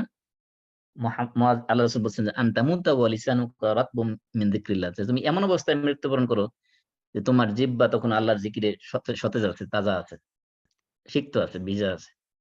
এজন্য আল্লাহ বলছেন ওয়াযাকিরিনাল্লাহ কাসীরান ওয়া যাকিরাত, যারা আল্লাহর অধিক পরিমাণে জিকির করবে, শুধু জিকির করবে না, অধিক পরিমাণে জিকির করবে, তাদেরকে আল্লাহ কি প্রস্তুত করে রেখেছেন? আ'আদাল্লাহু লাহুম মাগফিরাতান ওয়া আজরান আযীমা, তাদের জন্য আল্লাহ ক্ষমা এবং বিশাল বড় ধরনের পুরস্কার প্রস্তুত করে রেখেছেন। এজন্য প্রচুর অধিক পরিমাণে আল্লাহর জিকির করা। জিকির বলতে শুধুমাত্র সুবহানাল্লাহ, আলহামদুলিল্লাহ, আল্লাহু আকবার এগুলোই না। আপনি উঠতে বসতে সর্বাবস্থায় আপনি কাপড় পরতেছেন, কাপড় পরার দোয়া পড়া, বাথরুম ঢুকতেছেন, বাথরুমের দোয়া পড়া, আপনি মিসওয়াক করতেছেন, যত কাজ করবেন, ঘর থেকে বেরিয়েছেন, বের হওয়ার দোয়া পড়া, ঘরে ঢুকতেছেন, ঘরে ঢোকার দোয়া পড়া, গাড়িতে উঠতেছেন, গাড়ি ওঠার দোয়া পড়া, গাড়িতে নামতেছেন, এইরকম কোন দোয়া না জানলে কমপক্ষে বিসমিল্লাহ বলা। তাহলে আল্লাহর জিকির সবসময় চালু থাকা, মানে আল্লাহর স্মরণ সবসময় অন্তরের মধ্যে জাগ্রত থাকা, এটা আল্লাহ রাব্বুল আলামিন পছন্দ করেন। এজন্য আল্লাহর ভালোবাসা পেতে হলে এই কাজটা করতে হবে। আরেকটা হলো আহাব্বুল আমাল, আরেক হাদিস আছে ইবনে উমর থেকে, যে আহাব্বুল আমাল ইলাল্লাহি সুরুরুন তুদখিলুহু আলা মুসলিমিন আও তাকশিফু আনহু কুরবা আও তাকদি আনহু দাইনা আও তাতরুদ আনহু জুআ, যে আল্লাহ রাব্বুল আলামিনের প্রিয় কাজ হলো যে কোন মুসলিমের অন্তরের মধ্যে একটু আনন্দ দেওয়া। আনন্দ মানে কি? তার মনের মধ্যে কষ্ট আছে, তাকে একটু খুশি করে দেওয়া, অথবা তার কোন বিপদ আপদ লাঘব করে দেওয়া, তার একটু ঋণ পরিশোধ করে দেওয়া, অথবা সে ক্ষুধার্ত থাকলে তার ক্ষুধার করে দেওয়া। আল্লাহ রাসূল বলছেন যে মান নাফাসা আন মুমিনিন কুরবাতাম মিন কুরাবিদ দুনিয়া নাফাসাল্লাহু আনহু কুরবাতাম মিন কুরাবি ইয়াউমিল কিয়ামাহ, যে ব্যক্তি কোন মুমিনের কোন দুনিয়াবি কোন কষ্ট লাঘব করে দেবে, দূর করে দেবে, কিয়ামতের ময়দানে আল্লাহ স্বয়ং তার কষ্ট লাঘব করে দিবেন, দূর করে দিবেন। এইজন্য এই যে মানুষের পাশে দাঁড়ানো বিপদে আপদে, এগুলো হলো আল্লাহকে ভালোবাসা পাওয়ার, আল্লাহর ভালোবাসা পাওয়ার একটা মাধ্যম। তারপরে হলো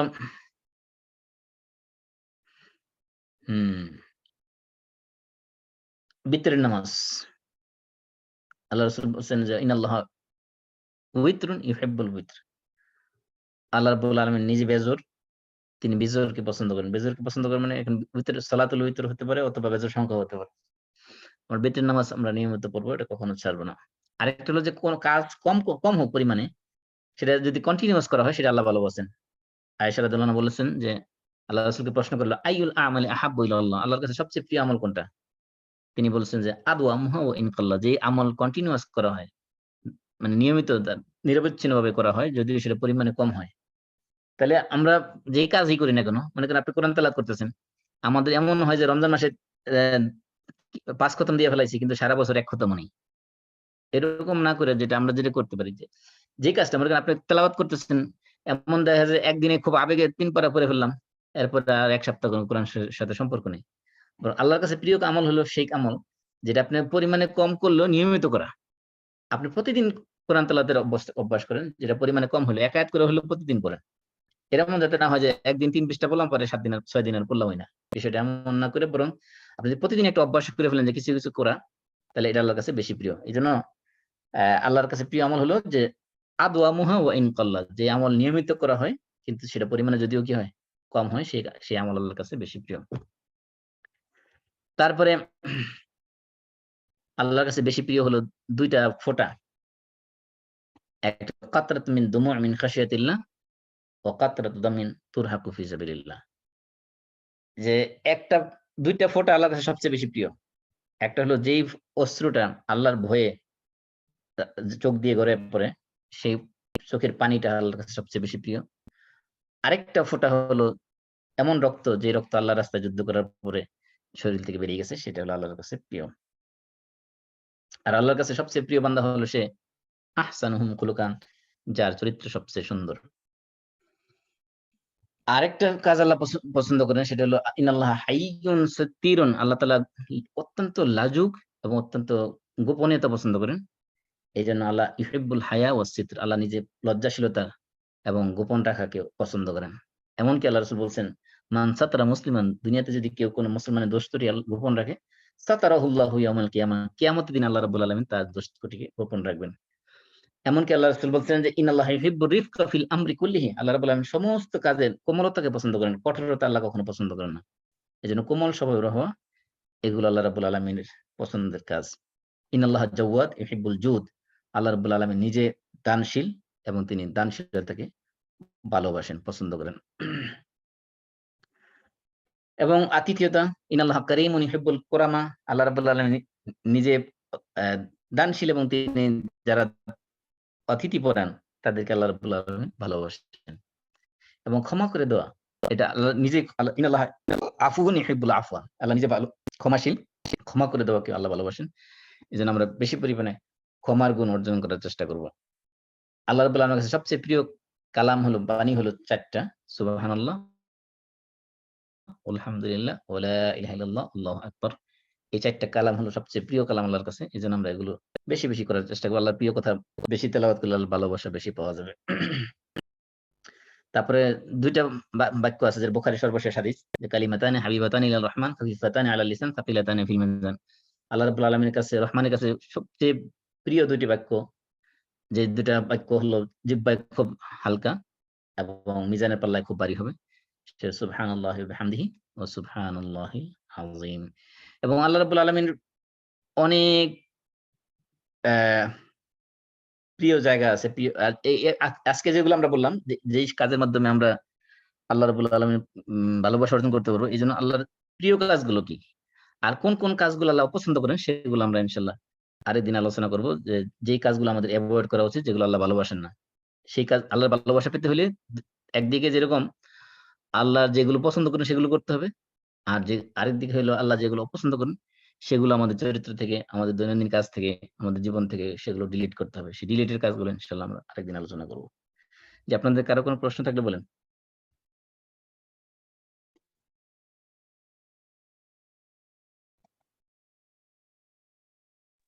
আসসালামু আলাইকুম মাসুম ভাই, আমার একটা সাজেশন ছিল জি বলেন। যে ধরেন আমাদের অনেক সময় ক্লাস তো সপ্তাহে একদিন হয়, অনেক সময় অনেক শারী মাসালা বা এমনি দিনের ব্যাপারে যে কোনো প্রশ্ন হয়, সহসা আমরা জিজ্ঞেস করতে পারি না।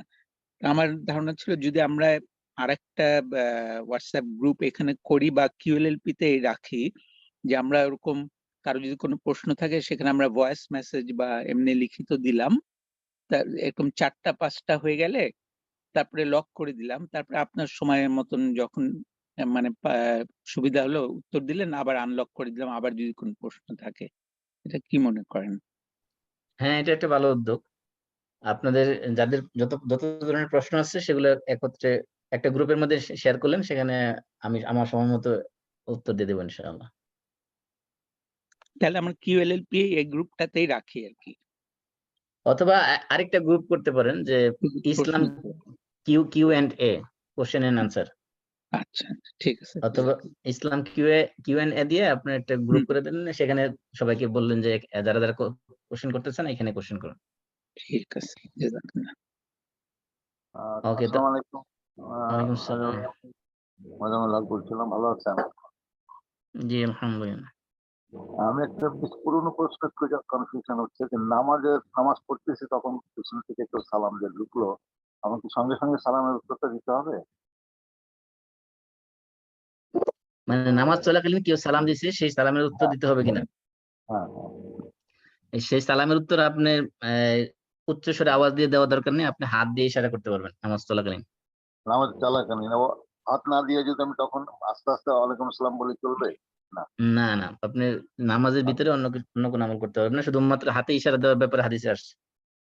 আচ্ছা আচ্ছা আচ্ছা, ঠিক আছে ভাই। ওকে, ঠিক আছে। তো আমরা সবাই কাফারাতুল মাজলিস পড়ি। সুবহানাকাল্লাহুম্মা ওয়া বিহামদিক আশহাদু আল্লা ইলাহা ইল্লা আনতা আস্তাগফিরুকা ওয়া আতুবু ইলাইক। আসসালামু আলাইকুম ওয়া রাহমাতুল্লাহি ওয়া বারাকাতুহু। মাসুম ভাই, ওই যে আমরা ওয়ালাইকুম আসসালাম আমি একটু ওয়া কিছু লিঙ্ক শেয়ার করছিলাম, তো বাংলাদেশ থেকে কিছু লোকজন অংশগ্রহণ করছে, আর আরো কিছু ভাইরা আসছেন যারা হয়তো রেগুলার আসেন না। তো এই জন্য আমি